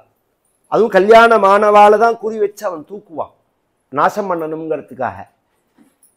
அதுவும் பார்த்தேன்னா ஒரு கோவிலோ ஒரு வீடோ பார்த்தேன்னா சுலபமாக உள்ளே போயிட்டு வராதபடிக்கு சந்து சந்தா இருக்கும். ஏன் சந்து சந்தா இருக்குன்னா செக்யூரிட்டிக்காக தான், பாதுகாப்பாக இருக்கணும் அப்படிங்கிறதுக்காக தான். அது மாதிரியான ஒரு உணர்வோடு நாம் வாழ்ந்து அதை நாம் ஃபாலோ பண்ணுற மாதிரி ஆயிடுத்தே தவிர குழந்தைகளை பெண் குழந்தைகளை நாம் கண்ணியமாக தான் நடத்தணும்னு சாஸ்திரங்கள் சொல்கிறது. அதே சமயம் இன்றைக்கு சொல்கிறமே இந்த சுதந்திரம், இப்படி கண்மூடித்தனமான சுதந்திரத்தையும் நாம் அங்கீகாரம் பண்ணுறது கிடையாது. அதுக்கு எல்லாத்துக்குமே ஒரு எல்லை உண்டு. இவள் தருணி ரத்னம், ஆச்சரியமானவள். இவளை கல்யாணம் பண்ணிக்கும் போது இவளையும் கேட்கிறார், அவரையும் கேட்கிறார் மனு. அவரை கேட்டார். அவர் சொன்னார், நான் ஒரு ரிஷி, ஒன் பெண்ணு ஒரு ராஜகுமாரி, லைஃப் ஸ்டைலே டிஃப்ரெண்ட்டாக உள்ளது, இது சரியாக வருமானு யோசனை பண்ணுன்னா. புரியலையேண்ணா, நான் ஏகாதசி நிர்ஜலமான சுத்தோபவாசம்னு சொல்லுவேன், அவள் வெங்காய சாம்பார்னு சொன்னால் சரியாக வருமா? நான் இன்னைக்கு வெங்காய சாம்பார் வைக்க போகிறேன் அப்படின்னு சொன்னால் சரியாக வருமா? சண்டையில் தான் முடியும். அது ஒரே மாதிரி எண்ணங்கள் இருந்தால் தான் வாழ்க்கை அது ஒரு டியூனாக போகிறதே கரெக்டாக இருக்கும். அது கேட்டுக்கோ. அதனால தான் நமக்குள்ள அந்த உள்பிரிவுகள்லாம் அதனால தான் வந்தது. இப்போ பிராமணாலே பிருகச்சரணம்னு சொல்கிறோம், வடமான்னு சொல்கிறோம், வாதிமான்னு சொல்கிறோம், அஷ்டசகஸ்திரம்னு சொல்கிறோம், சோழியால்னு சொல்கிறோம். இந்த உட்பிரிவுகள்லாம் எதனால் வந்ததுன்னா இந்த எண்ணங்களால் தான் பிரிஞ்சது. அது இப்போ அதுக்கெல்லாம் ரொம்ப முக்கியத்துவம் கொடுக்கணுங்கிற அவசியம் கிடையாது. என்ன கேட்டால் நான் ஒரு விஷயத்தை புரியிற மாதிரி சொல்கிறேன், அப்புறம் நீங்களே தீர்மானம் பண்ணுங்க. பாரத்வாஜ கோத்திரம் அப்படிங்கிறது வடமாலையும் இருக்குது, வாத்தியமாலையும் இருக்குது, கேரளாக்காராலையும் இருக்குது, திருநெல்வேலிக்காராலையும் இருக்குது, ஐயங்கார்லையும் இருக்குது, ஐயர்லையும் இருக்குது, மாத்வாலையும் இருக்குது. அப்போ இத்தனை பாரத்வாஜர் இருந்தாரா? ஒரே பாரத்வாஜரா? வடமா பாரத்வாஜர், வாத்தியமா பாரத்வாஜர், ஐயங்கா பாரத்வாஜர், ஐயர் பாரத்வாஜர்னு இருந்தார்? அப்படிலாம் கிடையாது, ஒரே பாரத்வாஜர் தான். அதில் பிரிஞ்சது தான். நீங்கள் அந்த சுபாவம் அந்த தர்மத்தை அனுஷ்டானம் பண்ணுற பரியந்தம் அதோட ஒத்து போகிறவாளோட கல்யாண மண்டலத்தில் நியாயம். எப்போ அதை தாண்டி வெளியில் வந்துட்டேலோ அப்போ பொது தர்மத்துக்குள்ளே வந்துடுறேன். இல்லைங்க, பிராமணன்கிற தர்மத்துக்குள்ளே வந்துடுறேன். அந்த பிராமணன்கிற தர்மம் கெடாமல் கல்யாணம் பண்ணிட்டா போகும். அதுதான் இந்த முக்கிய விஷயங்கிறது. நாமும் நம்மளுடைய பார்வையம் முன்னாடி ஆரம்பத்தில் அப்படி தான் இருந்தது, ஆதி காலத்தில் அப்புறம் தான் இருந்தது. அப்புறம்தான் அங்கங்கே ஒரு உங்களுக்கு எப்படி புரிகிற மாதிரி சொல்கிறேன், ஒரு பழமே இருக்குது பார்த்தீங்களா, ஒரு பழத்தை கொண்டு விதையை நீங்கள் எந்த ஊரில் போடுறீங்களோ அந்த கிளைமேட்டுக்கு தகுந்த மாதிரி அதோட ஆக்கிருத்தி அதோட டேஸ்ட் மாறும். உங்களுக்கு தெரியுமா? அது இன்னைக்கு பண்ருட்டி பலாப்பழம்ங்கிறமே, எப்படி பண்ருட்டி முந்திரிங்கிறமே, முந்திரி எல்லா இடத்துலையும் தானே விளையிறது. இந்த வீரியம் அந்த டேஸ்ட் இன்னொரு ஊரில் வராது. சேலத்து மாம்பழம்ங்கிறமோ அந்த டேஸ்ட் இன்னொரு ஊரில் வரவே வராது. திருச்சி போனாலே தாத்தாச்சாரியார் தோட்டம்ங்கிறோம், அந்த டேஸ்ட் இன்னொரு இடத்துல வராது. ஒரே அந்த கொண்டை கொண்டு வந்தே நீங்கள் நட்டாலுமே வராது. ஏன்னா அந்த மண்ணுக்கு அந்த கிளைமேட்டுக்கு திருநெல்வேலி அல்வாங்கிற மத்தியில் அந்த தாமிரபரணி ஜலத்தில் உள்ள விஷயம் அது. அதை கொண்டு மெட்ராஸில் பண்ணினா நாரும். இந்த முனிசிபாலிட்டி ஜலத்தில் பண்ணால் அந்த தாமிரபரணி ஜலத்துக்கு தான் அந்த டேஸ்ட்டு. ஒவ்வொரு ஜலத்துக்கும் ஒரு டேஸ்ட் இருக்குது. காவேரி ஜலத்துக்கு ஒரு டேஸ்ட் இருக்குது, சிறுவாணி ஜலத்துக்கு ஒரு டேஸ்ட் இருக்குது. அதில் பண்ணுற சமையல் ஸ்பெஷாலிட்டியாக இருக்கும். அது இது மாதிரி நாம் வளர்றதும் அப்படி ஆயிடுச்சு. அந்த காலத்தில் பிரிஞ்சு அங்கங்கே வளரும்போது அந்த மாதிரி ஒரு சுபாவங்கள், ஆக்கிருத்தி, பேச்சு, பழக்க வழக்கங்கள் இப்படிலாம் ஆனதுனால அதற்குள்ள சம்பந்தங்கள்லாம் வச்சுருந்தோம். எப்போ அதெல்லாம் தாண்டி நம்ம வெளியில் சகஜமாக வந்துட்டோமோ அப்போ பொதுவான வட்டத்துக்குள்ளே தான் நாம் வரணும். ஆனால் சுபாவம் ஓரளவு தர்மத்தை அனுசரிச்சிருக்கிற சுபாவமாக இருக்கணும். ஒருத்தர் நாஸ்திகாலாக இருந்து ஒருத்தர் ஆஸ்திகாலாக இருந்தால் அது பிரச்சனையாக போகும். அது நல்ல ஒரு ஆஸ்திகமான ஒரு பெண்ணை வளர்த்துவிட்டு அந்த சம்பிரதாயங்கள்லாம் ஃபாலோ பண்ணாத இடத்துல ஒரு கல்யாணம் பண்ணி கொடுத்தா விளக்கு கூட ஏற்றாதேம்பா சில மாமியார். இவ்வளோ எண்ணெயை விடுற அப்படின்னு கேட்பா. தலையில் அடிச்சுக்கணும்னு தோணும். விளக்கு ஏற்றாதேன்னு தோணும் சொல்லுவாள். சில இன்னைக்கும் இருக்கா, விளக்கு ஏற்றினா 5 நிமிஷத்தில் அணைச்சிடுவா. ஒரு ஊதுபத்தி ஏற்றி காமிச்சுட்டோம் அணைச்சி வச்சுட்டோம், அதை ஒரு மாதம் உபயோகப்படுத்துகிறவா இருக்கா இன்றைக்கும். இந்த கஞ்சக்கருமியோட கொண்டு நாம சம்பந்தம் வச்சிருந்தோம்னு வச்சுக்கோங்க, அப்போ நமக்கு வயத்தறிச்சலாக இருக்கும். எல்லாத்தையும் போட்டு கொளுத்தினா தேவையில்லைன்னு தோணும். அதனால் அந்த மனோபாவம் நம்ம உதாரணமே சொல்கிறேன். தஞ்சாவூர் ஜில்லாவுக்கு நன்னா சாப்பிடணும். நம்ம வாழ்க்கை ஆரம்பத்துலேருந்து ஊறுகாய் வேணும், நன்னா சாப்பிடணும். சாப்பாட்டில் ஏதாவது குறை வச்சா சரியாகவே வராது. இன்னொருத்தரை சொல்லவே இல்லைண்ணா, இவெல்லாம் பார்த்துட்டே சாப்பிட்றவா. மற்றவெல்லாம் அப்பளத்தை சுட்டி வச்சு பார்த்துட்டே சாப்பிடுவா. என்ன எடுத்துட்டா 100 அப்பளம் இருக்கிற மாதிரி ஆகிடுமேன்னு அவளோட போய் சம்பந்தம் வச்சா நமக்கே கோவமாக வரும். ராத்திரி ஒரு பழம் ஒரு பால் போறாதோ, ஒரே ஒரு தோசை போறாதோ அப்படின்பா. ஆற்றுல பண்ணுறதே, வெளியில் வந்தால் மூக்கு முட்டை சாப்பிடுவா. ஆற்றுல பண்ணுறதே தான் அந்த விவகாரங்கள்லாம். இது மாதிரி மனோபாவத்தில் உள்ளவாழ்க்கெல்லாம் சம்பந்தம் வச்சுட்டோம்னா நாளைக்கு பிரச்சனை வரும். இன்னைக்கு பேசுகிறத வேணா நன்னா இருக்குமே தவிர இந்த சண்டை ஆரம்பமே சாப்பாட்டில் தான். அதில் தான் வந்து முடியும். இப்போ அந்த பிரச்சனை எல்லாம் கிடையாது. ஏன்னா எல்லாரையும் சமாதானப்படுத்துகிற மாதிரி ஸ்விக்கி மாமா இருக்கார். ஆமாம் ஆமாம், எல்லாரையும் சமாதானப்படுத்துகிற மாதிரி நாம வைக்கல. அந்த குழந்தைகள் பேர் வைக்கிறது ஸ்விக்கி மாமாங்கிறது, அமேசான் மாமாங்கிறது தலையில் எழுத்து. அதுக்கு வாழ்க்கைன்னா என்னன்னே புரியாமல் வளர்க்குறோம். நாளைக்கு ஒரு தோல்வியை சந்திக்கும் போது மனசுக்கு பலம் இல்லைன்னா பிரச்சனை. வாழ்க்கை தோல்விகளை தோல்வியும் ஒரு அனுபவம். தோல்வி பட்டினி கிடக்கிறது, சாப்பிட்றது எப்படி ஒரு அனுபவமோ, சந்தோஷமாக இருக்கிறது அது மாதிரி அனுபவம், தோல்வியும் அது மாதிரி ஒரு அனுபவம். அதை அனுபவித்து தான் வளர்க்கணும் குழந்தைகளை. கிடைக்காதுன்னா கிடைக்காது, கிடையாதுன்னா கிடையாது, அப்படிதான் சொல்லி வளர்க்கணும். எல்லாம் கிடைக்கும் அப்படிலாம் நினச்செல்லாம் வளர்க்கக்கூடாது குழந்தைகள். இது மாதிரி சில சிஸ்டங்கள்லாம் உண்டு. பெண்ணோ ராஜகுமாரி. இப்போ upper lower upper middle class, இல்லை மிடில் கிளாஸு, அப்புறம் அப்பர் மிடில் கிளாஸு, அப்புறம் மேலே போகிறதே நாமளே வாழ்க்கையில் ஆரம்ப காலத்தில் ஒரு மாத சம்பளத்தில் திருண்டு இருக்கிறதே அத்தனை கட்டுப்பாடு வச்சுருப்போம். அப்புறம் கொஞ்சம் வசதிகள்லாம் வரதே கொஞ்சம் ஃப்ரீ பண்ணுவோம். குழந்தைகளுக்கே முன்னாடி செய்யலேன்னு சொல்லிட்டு பின்னாடி செய்வோம் நாம். ஆனால் குழந்தைகளே நினைக்கும், நான் அன்றைக்கி கேட்டேன் அன்றைக்கி கொடுக்கல, இன்றைக்கி எனக்கு செய்கிறேன் அப்படின்னா. அன்றைக்கி என்னோடய ஃபைனான்ஷியல் பொசிஷன் அவ்வளோதான் செய்ய முடியும். இன்னைக்குள்ள ஃபைனான்சியல் பொசிஷனும் நிரந்தரம் கிடையாது, அதை புரிஞ்சுக்கணும். இதுவும் நிரந்தரம் கிடையாது. இவன் யார் வரப்போகிறான், பைடன் வரப்போகிறானா, ட்ரம்ப் வரப்போகிறானா, அவன் வரப்போகிறானா, இவன் வரப்போகிறானான்னு பார்த்துட்டு இருக்கிறதுக்கு பேராக ஃபைனான்சியல் பொசிஷன். நம்மளை பற்றி நாம் தீர்மானம் பண்ணுற மாதிரி நம்ம நாடு வளரணும். இன்னொத்தனை பார்க்குற மாதிரி இருக்கவே கூடாது. அது நம்ம வாழ்க்கைய அபாய பரஜீவனம்னா அந்த அந்த இன்னொத்தனை நம்பி வாழற மத்தியில அதை விட மட்டமான வாழ்க்கையே கிடையாது உலகத்தில். நம்மளை நம்பி நாம் வாழற மாதிரி இருக்கணும். இந்த ராஜாங்கத்தில் வரத்தே அதெல்லாம் சௌக்கியமான வாழ்க்கையாக இருக்கும். பொண்ணு அது மாதிரி வாழ்ந்தவன் இன்னைக்கு சரின்னு சொல்லிவிட்டு நாளைக்கு வந்து நான் எங்கள் அப்பாவத்தில் அவ்வளோ சௌக்கியமாக இருந்தேன், இங்கே எனக்கு சௌக்கியமே இல்லை அப்படின்னு சண்டையை ஆரம்பித்தா அது சரியாக வராது. இதெல்லாம் ஒத்துப்பாலாக கேட்டுக்கோன்னா தேவகூதியை கேட்டால் தேவகூதியை கேட்கிறார். விஷயங்களை சொல்லி பிடிச்சிருக்கா பிடிக்கலையாங்கிறது வேற விஷயம். ஏன்னா இந்த பிடிச்சிருக்குங்கிறது நிரந்தரம் கிடையாது. இந்த பிடிச்சிருக்குங்கிறதோ பிடிக்கலைங்கிறதோ நிரந்தரம் கிடையாது. அதனால நம்ம சாஸ்திரம் வந்து அதுக்கு பெருசாக முக்கியத்துவம் கொடுக்கல.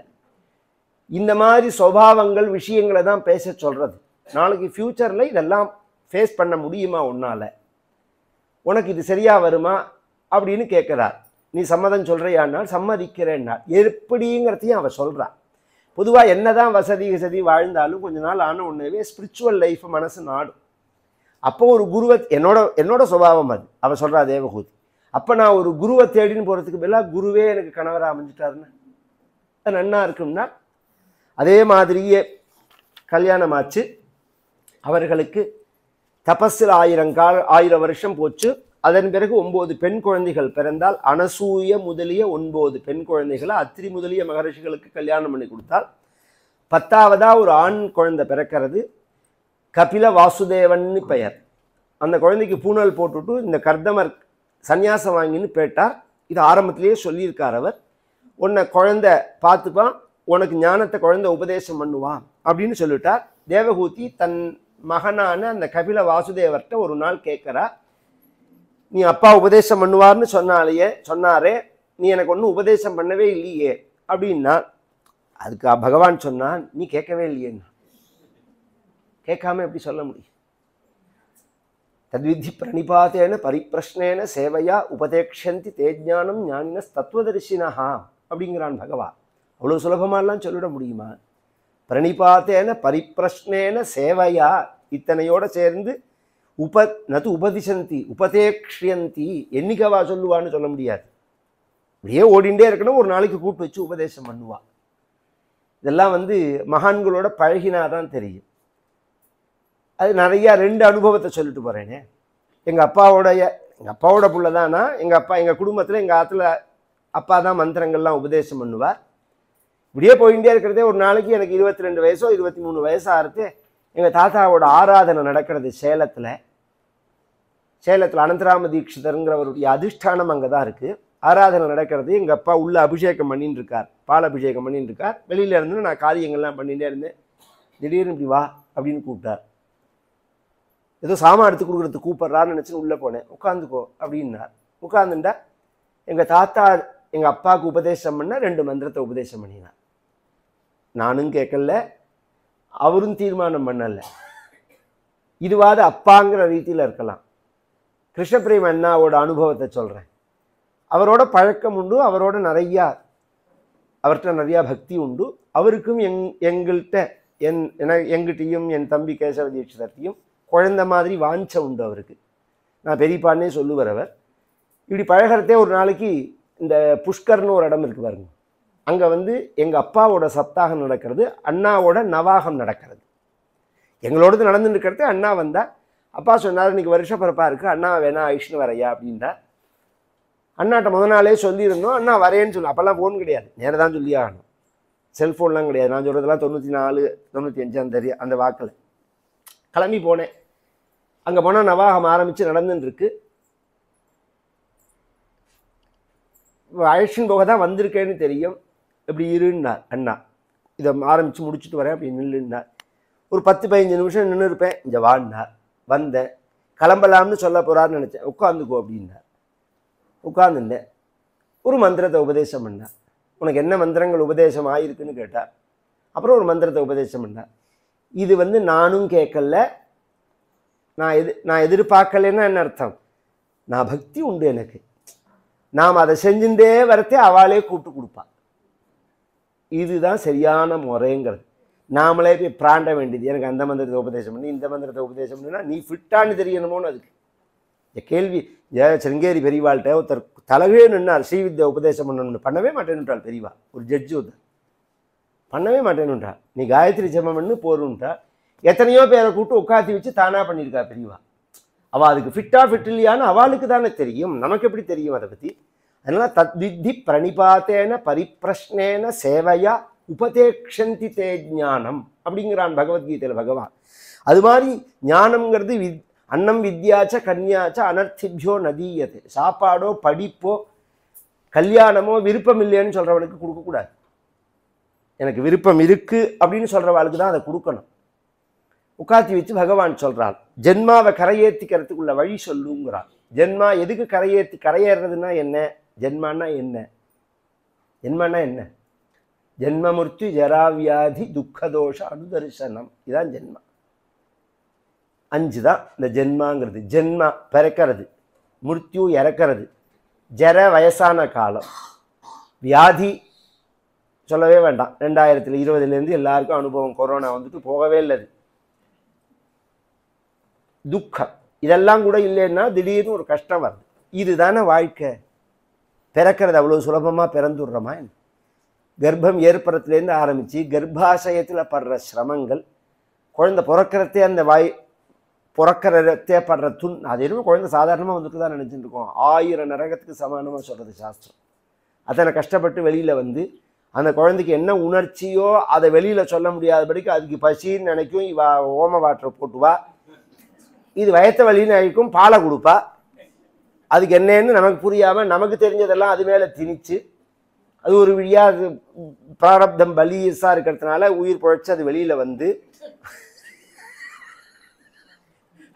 அது வளர்ந்து அதுக்கப்புறம் படிப்புங்கிற பேரில் கண்ட குப்பையெல்லாம் கொண்டு போட்டு தன் புத்தியில் நமக்கு என்ன பிடிக்குமோ, நமக்கு என்ன ஏற்கனவே அடிப்படையில் நமக்கு ஜென்மாந்தரங்களில் என்ன வாசனையோ அந்த விருப்பப்படி நாம் அதை ஃபாலோ பண்ண முடியாதபடிக்கு, அதன் பிறகு ஒரு கல்யாணம், அதன் பிறகு ஒரு குழந்தை, இந்த வலையை பின்னி அதுலேயே சிலந்தி மாட்டிக்கிற மாதிரி, குழவி கூடி கட்டி அதுலேயே மாட்டிக்கிற மாதிரி மாட்டின்றோம் வாழ்க்கையில்.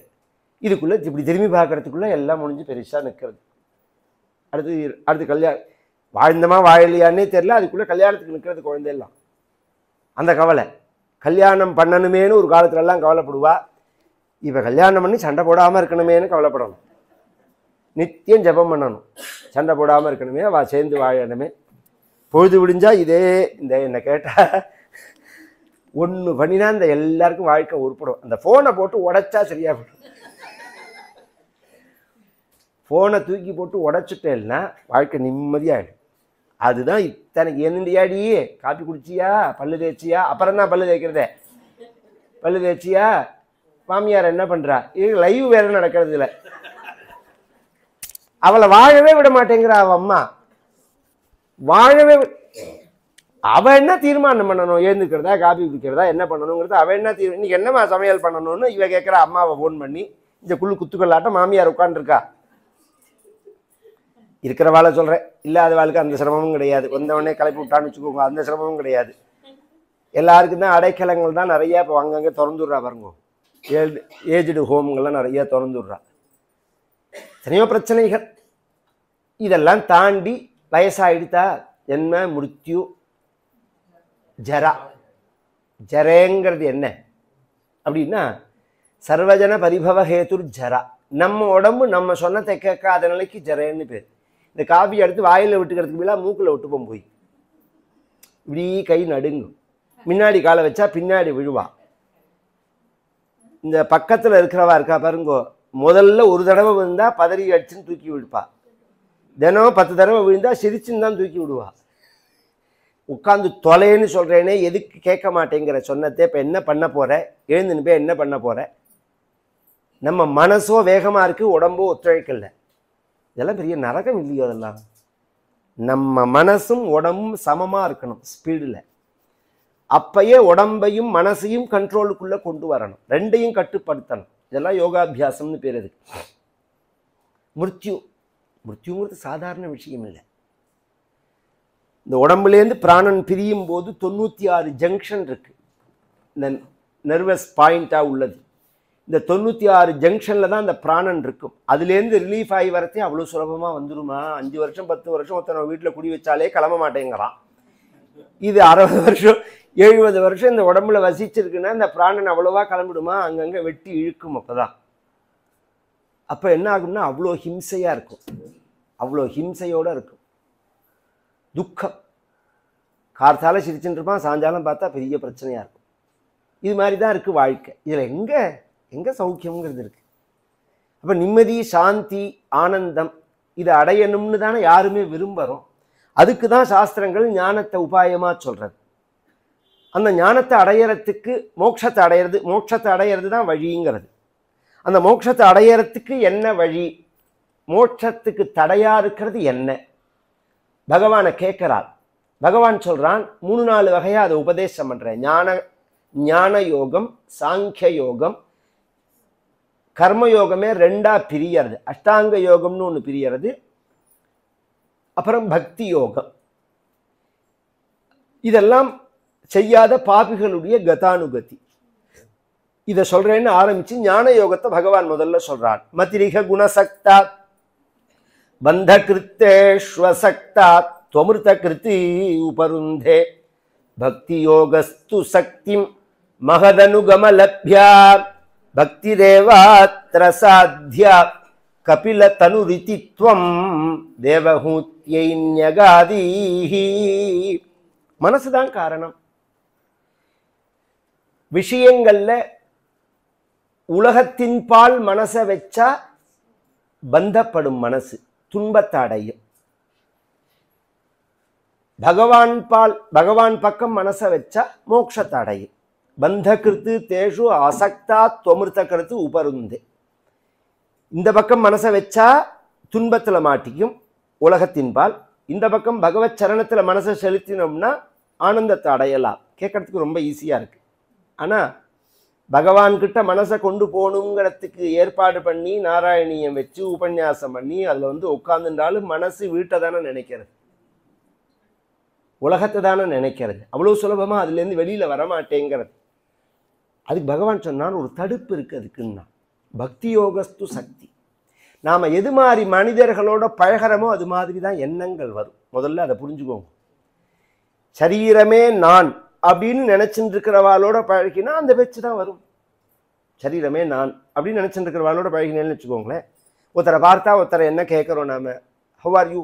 ஃபைன். அந்த பேசுகிற அழகாக பார்க்கணுமே, வெள்ளையும் சொல்லியுமா உள்ள பாய்லர் மாதிரி குதிக்கிறது பிரச்சனை. பேசுகிறதே ஹவ் ஆர், சௌக்கியமாக இருக்கு, சௌக்கியமாக இருக்கு. பையன் என்ன பண்ணுறான், எங்கே என்ன பண்ணிட்டு இருக்கான், என்ன வேலை பார்க்குறான், மாட்டு பொண்ணு என்ன பண்ணுறா, வேற என்ன பண்ணுறா, என்ன பண்ணியிருக்க இந்த வருஷம், இன்வெஸ்ட்மெண்ட் எங்கே பண்ணியிருக்க, ஷேர் எப்படி ஆகிடுது, இது மாதிரி அமெரிக்காவோட பொசிஷன் இருக்குது, இஸ்ரேல் போகிற நிறுத்திவிட்டு, இதே வம்பு தான். இதெல்லாம் பேசுகிறதுக்கு ஒன்றும் இல்லைன்னா உங்கள் அதில் என்ன சமையல் இன்னைக்கு? இதை தாண்டி வேறு ஏதாவது பேசுகிறோமா நம்ம? கொஞ்சம் யோசனை பண்ணுங்க. இந்த வட்டத்தை தாண்டி வெளியில் வரமா நாம? மகான்கள்கிட்ட போனால் இந்த வட்டத்தை விட்டு வெளியில் கொண்டு வந்துடுவா நம்மளை. முதல்ல இந்த பேச்சுக்கெல்லாம் ஒரு ஸ்டாப் வச்சுருவா. பகவானை நினைக்கிற மாதிரி பண்ணுவா. பக்திங்கிறது அப்போ தான் வரும்.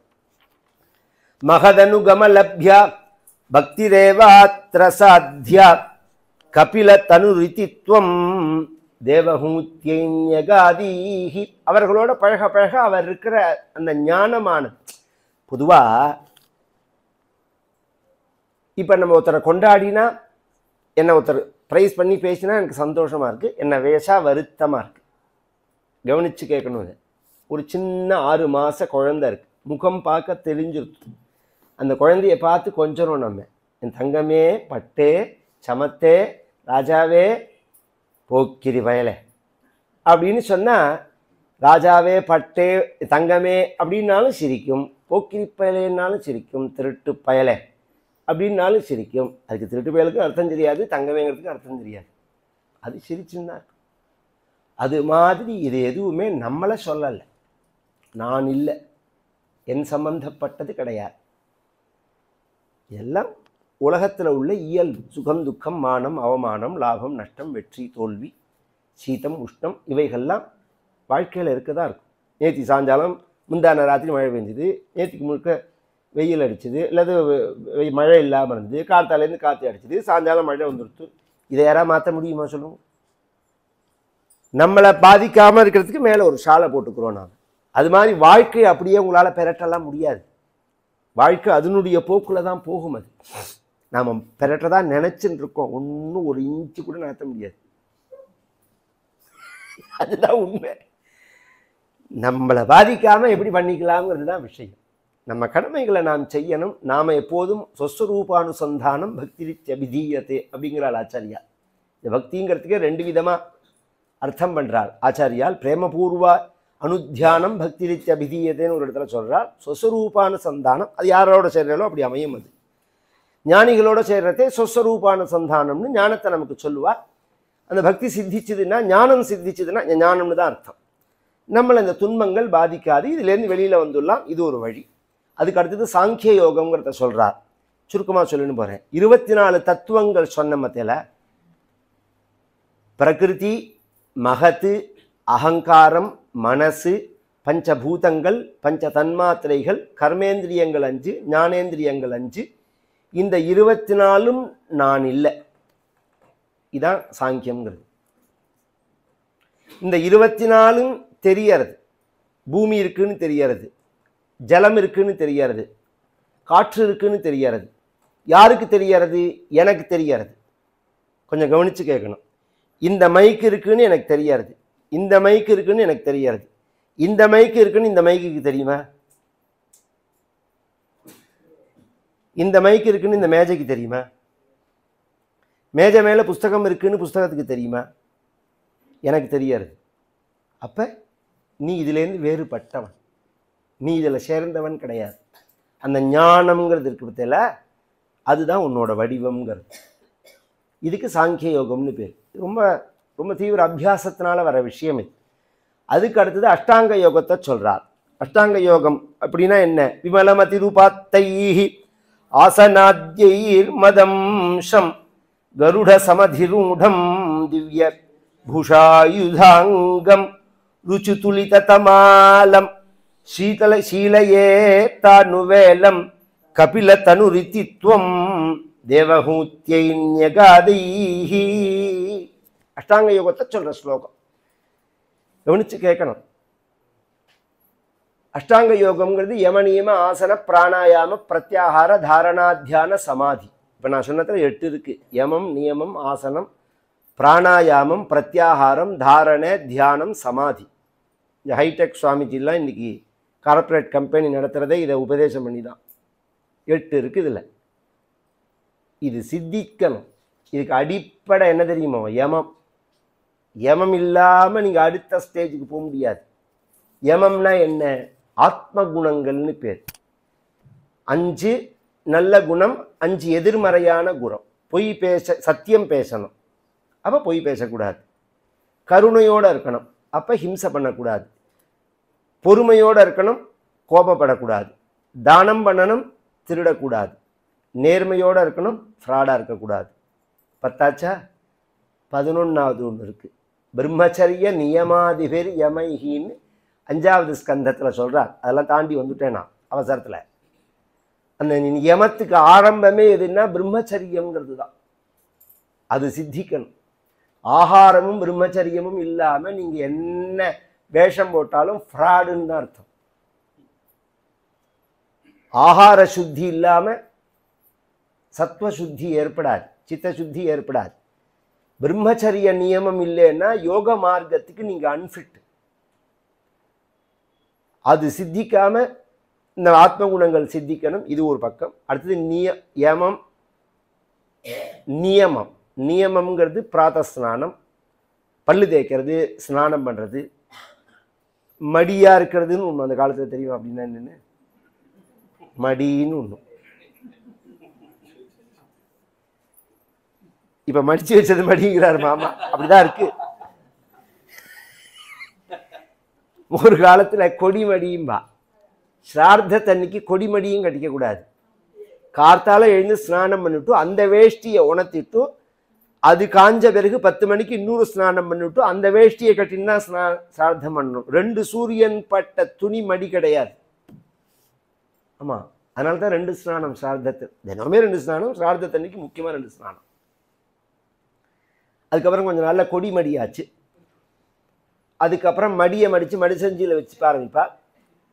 அதுக்கப்புறம் குளிச்சா மடி.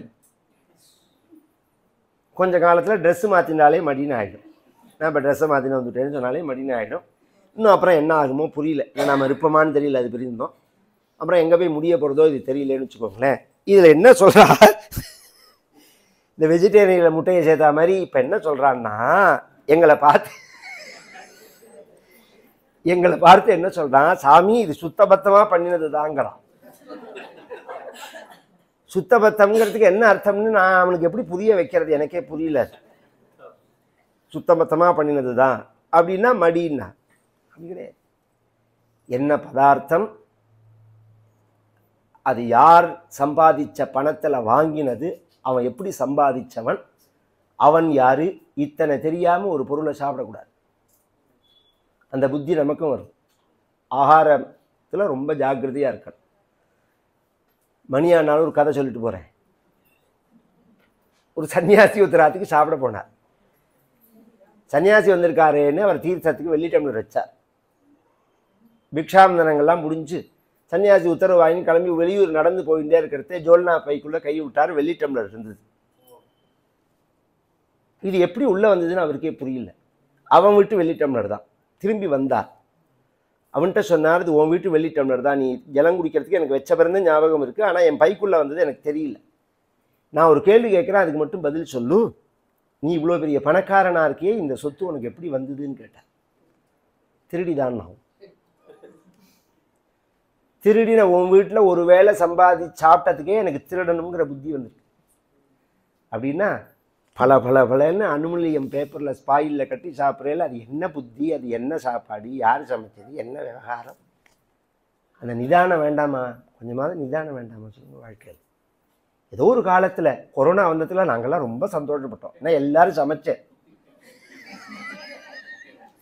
நாங்கள்லாம் அவ்வளோ சந்தோஷப்பட்டோம். வேறு வழியே கிடையாது. பற்றியில் சமைச்சு தான் சாப்பிட்டாகணுங்கிற மாதிரி இருந்து பற்றியில். இன்றைக்கி மதுக்கடையெல்லாம் மூடினா உடனே செத்து போடுவாங்கலாம். 10 மாதம் மதுக்கடையை மூடினானே, எவன் செத்தான்? எல்லாம் ஊரை ஏமாத்துற பேச்சு. அது எல்லாம் முடியும். உலகம் எவ்வளோ சுற்றுச்சூழல் சுகாதாரமாக இருந்தது. சிலதெல்லாம் கட்டுப்பாடுக்குள்ளே மிலிட்ரி ரூல் தான் சரியாக வரும், சிவில் ரூல்லாம் எடுபடாது. அந்த புத்தி வந்தது. அப்படிங்கிறார். அந்த மாதிரி சில புத்திகள் மாறும் ஆகாரத்தினால. அதுலெல்லாம் கரெக்டாக இருக்கிறதுக்கு நியமம்னு பேர். அதுக்கப்புறம் ஆசனம். இந்த ஆசனத்தை தான் இவ யோகாங்கிறா. யோகாங்கிற பதமே அங்கே பொருந்தாது. யோகாங்கிறது யோகா சித்தவிருத்தி நிரோதா. பதஞ்சலியோட சூத்திரம், முதல் ஆரம்ப சூத்திரமே இதுதான். யோகா சித்தவிருத்தி நிரோதா. யோகம்ங்கிறதுக்கு மனசோட என்ன ஓட்டங்கள் இருக்கு பார்த்தீங்களா, அதை தடுக்கிறதுக்கு யோகம்னு பேர். இல்லை இன்னொரு அர்த்தம் வச்சுக்கலாம், யோகம்னா சேர்க்கைன்னு வச்சுக்கலாம். யோகம்னா யுக் அப்படிங்கிற தாத்துலேருந்து வரதுனால சேர்க்கைன்னு வச்சுக்கலாம், அப்படியும் வச்சுக்கலாம். சித்தவிருத்தி நிரோதான்னு சொல்கிறார். இந்த நம்ம தலைகையே நிற்கிற மத்தியில் அதுக்கு பேர் யோகா கிடையாது, அதுக்கு பேர் ஆசனம்னு பேர். அது எதுக்குன்னா சரீர ஜெயத்துக்கு. நம்ம உடம்பு நம்ம சொன்னதை கேட்கணும். நம்ம உடம்பு நம்ம சொன்னதை கேட்கணும்னா நீங்கள் ஜிம்மில் போய் எக்ஸசைஸ் பண்ணினா மட்டும் போகிறாது. அது ஒரு சின்ன வயசில் அந்த மசில்ஸ் எல்லாம் ஸ்ட்ரென்த் ஆகிறதுக்காக பண்ணலாம். 60 வயசுக்கு போனேன்னா கை பிடிச்சுன்றும். ஏன்னா அங்கே ஏற்கனவே நரம்பெல்லாம் சுருண்டி போயிடுத்து. இந்த பழைய காலத்தில் ஒரு ஃபோன் உண்டு, அந்த ஃபோனை பேசுகிறது இந்த ரிசீவரை பார்த்து எல்லாம் அப்படியே சுருண்டு கிடக்கும். அது அந்த ஒயர் அதை அப்படி தொங்க விட்டோம்னா அப்படியே சுருண்டு சுருண்டு வரும்போதில் அது மாதிரி நரம்புகள் ஆயிடும் நாளாக நாளாக. அந்த நரம்புகளை அந்த கரெக்ட் பண்ணுறதுக்கு தான் யோகான்னு பேர். உடம்பை லைட் ஆக்கும். அது இன்னும் புரிகிற மாதிரி சொல்கிறேனே, சாக்கடை இருக்குது, அதுக்கு என்ன இங்கிலீஷில் சொல்வேன் அதுவே எனக்கு புரியல. ட்ரைனேஜில் ஒரு பிளாக் வந்துடுறது. அந்த பிளாக்கை குத்தி விட்டுட்டோம்னு வச்சுக்கோங்களேன், பிளாக்கு சரியாயிடும். பிளாக்கு சரியானாலும் அது எது அடைச்சின்றதோ அதை ட்ரைனேஜை விட்டு நாம் எடுத்து போடலை. கவனித்து கேட்கணும். இந்த குத்தி விட்டுறது இந்த இடத்துல உள்ள பிளாக்கு சரியாச்சே தவிர அந்த குப்பை போயிட்டே இருக்கு. அதில் இந்த குத்தி விடுற மாதிரி ஆசனம்ங்கிறது, பிராணாயாமம்ங்கிறது அதை எடுத்து வெளியில் போடுற மாதிரி. பிராணாயாமைர் தகைர் தோஷான் கபிலோபதேசத்தில் பகவான் சொல்கிறான். எவ்வளோக்கு எவ்வளோ நாம் மூச்சை அடக்கி அந்த உள்ளே இருக்கிறத அதை வெளியில் கொண்டு வரமோ அப்போ உள்ளே இருக்கிற அந்த தோஷங்கள் முழுக்க வெளியில் போய்டும். மூச்சு பயிற்சியினால் உடம்பில் உள்ள எல்லா விதமான கெட்ட இதெல்லாம் வெளியில் வந்துடும். இந்த ஆசனம் பிராணாயாமம் என்னத்துக்குன்னா பிராணஜயம். சாப்பாடோ ஜலமோ யூரின் டாய்லெட்டோ நம்ம கண்ட்ரோலில் இருக்கணும். அது இயற்கையாக இருந்தாலும் நமக்கு அப்படி கிடையாது. ஒரு போர்டை பார்த்தோன்னே இந்த க்ஷணம் இங்கே போகணும்னு சாப்பிட்டே ஆகணும்னு சொல்லிட்டு அது வெறி இல்லையாது. அந்த கட்டுப்பாடு வேண்டாமா? நம்ம உடம்பு கேட்க செத்தா போடுவோம், அப்படிலாம் கிடையாது. அந்த கட்டுப்பாடு பிராணாயாம ஜெயத்தினால தான் வரும். அது பிராண ஜெயம்ங்கிறது. அதுக்கு அடுத்தது பிரத்யாகாரம்னு பேர். மனசை வெளியில் போகிற மனசை கொண்டு வரது. இப்போயே ஒரு ரூமில் உட்காந்துட்டு ஒரு குருவாயூரப்பன் படத்தை வச்சுட்டு அந்த குருவாயூரப்பனை எப்படி நம்ம உத்து பார்த்துட்டு கண்ணை மூடி நம்ம வெளியில் என்ன பார்த்தோமோ அந்த குருவாயூரப்பனை தியானம் பண்ண ஆரம்பித்தா எத்தனை செகண்ட் தெரியறதுன்னு பார்க்கணும். எத்தனை செகண்ட் நமக்கு தெரியும் கவனித்து கேளுங்க, அப்போ தான் புரியும். அப்படியே பார்த்துட்டே வரத்தேவே குருவாயூரப்பன் அழகாக இருக்கான், அழகாக அலங்காரம் இருக்குது, நீலமேக சியாமலனாக இருக்கான், அங்கங்கே ஆபரணங்கள்லாம் இருக்குது, மேலே சம்மங்கி மாலை இருக்குது, ரோஸ் மாலை இருக்குது. நேற்றுக்கு கடத்தரவுக்கு போகிறதே சம்மங்கி அழுகி இருந்ததுன்னு அழுகின சம்மந்தியை போய் நினைக்கும். இந்த பூவை இந்த குருவாயூரப்பன்ட்ட ஆரம்பித்து மார்க்கெட்டில் போய் நிற்கும். இப்படி தான் மனசு ஒன்றை நினச்சி ஒன்றை பிடிச்சி இப்படி போகும். இப்படி வெளியில் போகிறதே முதல்ல தெரியாது. அந்த வெளியில் போகிற மனசை திருப்பி கொண்டு வரத்துக்கு பிரத்யாகாரம்னு பேர். இப்படி வெளியில் போகிற மனசை திருப்பி கொண்டு வரணும். பழையபடி ஒரு இடத்துல கொண்டு நிறுத்தணும். எப்போ வெளியில் போகிறதோ அப்போ கண்ணை திறந்து திருப்பி ரூபத்தை பார்க்கணும், திருப்பி கண்ணை மூடணும். அபியாச வைராக்கியாபியாம் தன் நிரோதா அப்படின்னு பதஞ்சலியோட சூத்திரம் இது. முதல்ல பயமாக தான் இருக்கும். ஏன்னா அந்த கண்ணை மூடி இடத்துல ஒரு ப்ராப்ளத்தை சொல்கிறேன்னா, கண்ணை திறந்தா எதிர்த்தாப்புல உள்ள தெரியும், கண்ணை மூடினா உலகமே தெரியும். ஒரு கட்டத்தில் நீங்களே கவனித்து பாருங்க, 10 செகண்ட் ஆனோடனே ஒரு தடவை கண்ணை திறந்து அந்த ரூம்லேயே ஒத்துரும் இருக்க மாட்டா. கண்ணை திறந்து ஒரு தடவை என்ன கொல்ல போச்சு, இத்தனால பார்த்து என்னத்தை கண்டோம், இப்போ கண்ணை மூடினதுனால என்ன நஷ்டமாச்சு யாருக்காவது தோணுமா? என்னமோ கண்ணை மூடினா பெருசாக நஷ்டம் ஏற்பட்ட மாதிரி தோணும். அது மாதிரி புத்தி அதை சரி பண்ணி திருப்பி திருப்பி அந்தர்முகமாக பண்ணிக்கிறதுக்கு பிரத்யாகாரம்னு பேர். அதுலேயே ஒரு இடத்துல கண்டினியூட்டியாக ஒரு இடத்துல நிற்கிறதுக்கு தாரணேன்னு பேர். அதுலேயே ஒரு சுகத்தை அனுபவிக்கிறதுக்கு தியானம்னு பேர். அதுலேயே திரிபுட்டீகரணம் மறையறதுக்கு சமாதின்னு பேர். திரிபுட்டீகரணம்னா என்னன்னா தியான தியாத்ரு தியேய ரூபாய நமஹா ரூபாயி நமஹான்னு லலிதா சகஸ்ரநாமத்தில் வருது பத்தியில. தியானம் பண்றான் நான், தியானம் பண்ற அம்பாள், தியானம்ங்கிற கிரிய மூணா இருக்கு, கவனிச்சு கேட்கணும். நான், அம்பாள், தியானம்ங்கிற கர்மா, இது பேதமா இருக்கு பத்தியில. இது ஒன்னாரத்துக்கு சமாதின்னு பேர். இது கஷ்டமா இருக்கிறதுனால பக்தி யோகத்தை பகவான், இது அஷ்டாங்க யோகம், இப்ப பக்தி யோகத்துக்கு வரான் பகவான். மம குணகண லீலா கர்ணனைஹி கீர்த்தனாத்யைஹி மயிசுர சரிதோக பிரக்ய சித்தானுவிருத்திஹி பவதி பரமபக்திஹி சாஹி மூர்த்தியோர் விஜேத்ரி கபில தனுரிதித்வம் தேவஹூத்யகாதீஹி. இவ்வளோ கஷ்டப்பட்டு ரூம கதவை சாத்திண்டு கண்ணை மூடின்னு தியானம் பண்றதை விட சுலபம் பகவத்குணம் கதை அப்படி உட்காந்து கேட்கறது. நான் சொல்ல சொல்ல சொல்ல உங்க மனசு வெளியில அலைஞ்சாலும் நான் சொல்ற பதத்தினால திரும்பும், இந்த பக்கமா திரும்பும். முதல்ல ஆசன ஜெயம் ஏற்படுறது, உட்கார்ந்துக்கிறோம். ஒரு சப்தத்தை கேட்கும்போது மூச்சை நிதானமா விட்டாதான் உள்ள வாங்க முடியும். ஒருத்தர் சொல்றதே நாம மிஸ் பண்ணிட்டோம்னு வச்சுக்கோங்க, என்ன என்ன சொன்னேன் அப்படிங்கிறத நீங்க கவனிச்சு பாருங்க. மூச்சை நிறுத்திட்டு தான் கேட்போம் நாம. இந்த மூச்சை நிறுத்தினாதான் ஐகாகிரியம்னு சம்ஸ்கிருதத்துல சொல்லுவோம்.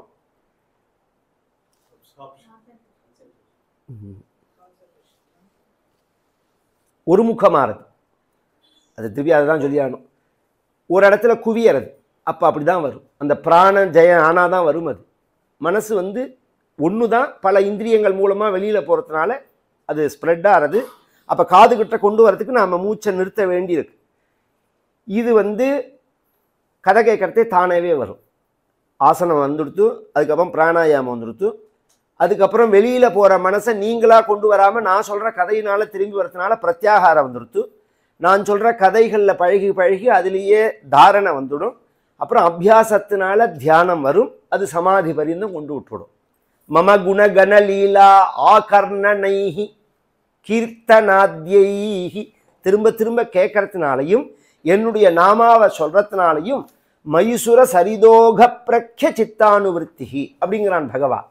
பொதுவாக காவேரியோ அல்லது கோதாவரியோ நர்மதையோ உற்பத்தி ஆகிற ஸ்டார்டிங் பாயிண்ட்ல பார்த்தேன்னா சின்னதாக இருக்கும். அது அப்புறம் அதை பார்த்தோம்னா பெருசாக இருக்கும், கடல் மாதிரி இருக்கும்.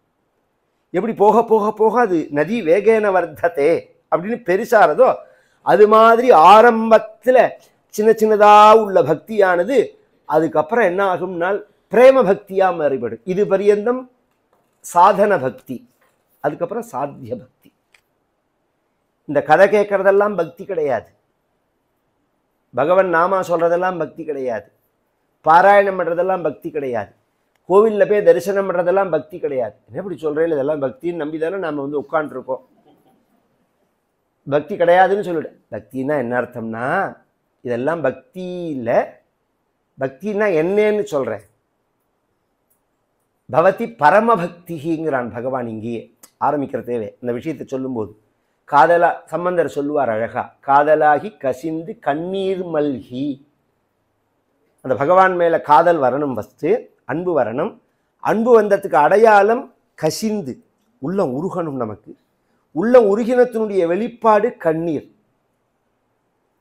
கண்ணுலேந்து அசுவன ஜல சீஞ்ச சீஞ்ச பிரேமபேலி போயி தாசி மீரா பிரபு லகன லகி மீரா பிரபு லகன லகி होनी हो सहोई मेरे गिरिधर गोपाल दूसरो न कोई. இந்த பக்தியினுடைய லட்சணத்தை சொல்றார். அசுவன ஜல சீஞ்ச சீஞ்ச இப்படி சொன்னா எல்லாருக்கும் மீராவே சொல்லிவிட்டான்னு. நம்ம ஊர்ல உள்ள விஷயம் அதெல்லாம் நாம மறந்துட்டோம். இது 1300 வருஷம் முன்னாடி திருநாவுக்கரசு நாயனார் சொல்றார். கார்கால மழை போல கண்ணீர் சேர கல்மணமே நல்மணமாய் கரைய பெற்றோம். பாராண்டு பகடி ஏறி வருவார் சொல்லும் பணி கேட்க கடவோமே பற்று அற்றோம். நாமார்க்கும் குடியல்லோம் நமனை அஞ்சோம் நரகத்தில் இடர்படோம் நடலில்லோ. அபூர்வமான ஒரு தேவாரம் இது. அதில் சொல்லும்போது கார்கால மழை போல கண்ணீர் சேர அப்படிங்கிறார். அப்படி கொட்டணும் ஜலம். அந்த மாதிரி கண்ணீர் வந்துட்டே இருக்கு. பற்றியில நமக்கு வருது. நமக்கே இந்த மாதிரி பஜனை பண்ணும்போதோ, கதை கேட்கும் போதோ, கதை சொல்லும் போதோ, கோவிலில் போய் பார்க்கும்போதோ, ஏதாவது ஒரு சந்தர்ப்பத்தில் உள்ளம் குழஞ்சி மேனி சிலிர்த்து கண்ணிலேருந்து 2 சொட்டு கண்ணீர் வருது. பற்றியில அது ஒரு 5 செகண்ட் 10 செகண்ட் தானே நமக்கு வருது. அதையே நீட்டிச்சு இல்லை நமக்கு. இந்த காரணத்தை தேடினா புரியும். அகங்காரத்தினால நீட்டிச்சு இல்லை. அது அந்த அகங்காரம் தொலைகிறதுக்கு தான் இத்தனை கர்மாக்களே. அது பரமபக்தி ஆச்சுன்னா சாகி மிருத்யோர் விஜேத்ரி கபில தனுரிதித்வம் தேவஹூத்யகாதீஹி.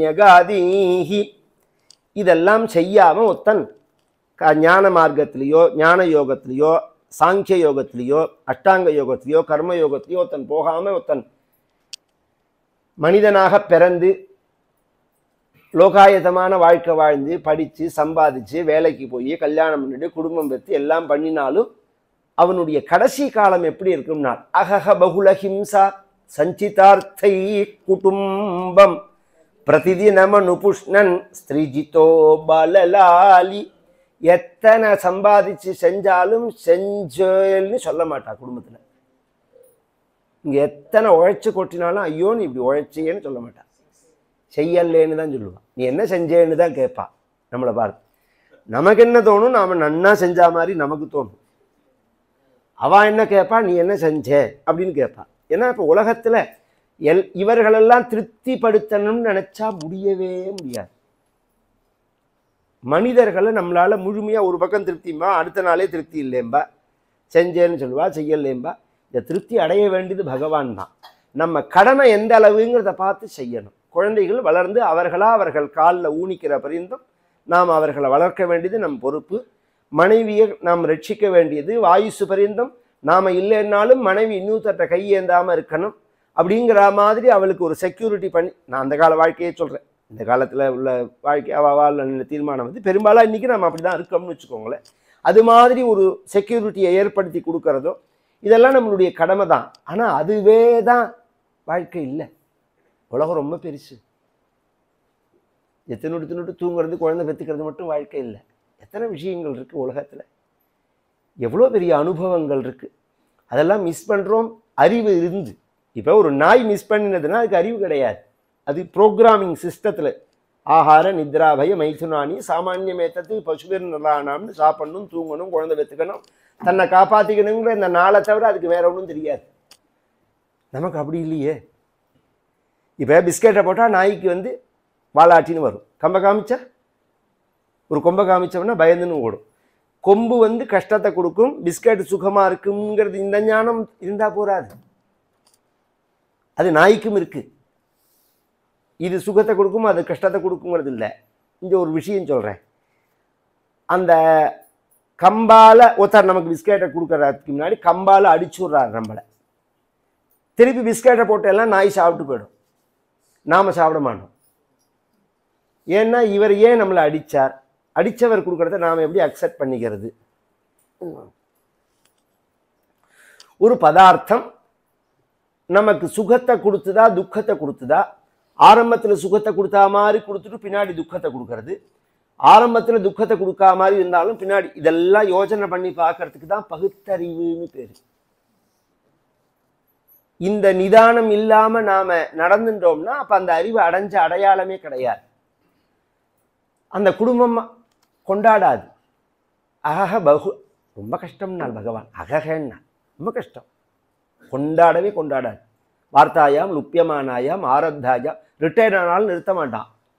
ரிட்டையர் ஆகிறதே ஒரு காலத்தில் வாழ்க்கைங்கிறது வேற. இப்போ மெக்காலே இந்த படிப்பு வந்ததுக்கப்புறம் கூலிக்காரனாக பண்ணியிருக்கான் நம்மளை.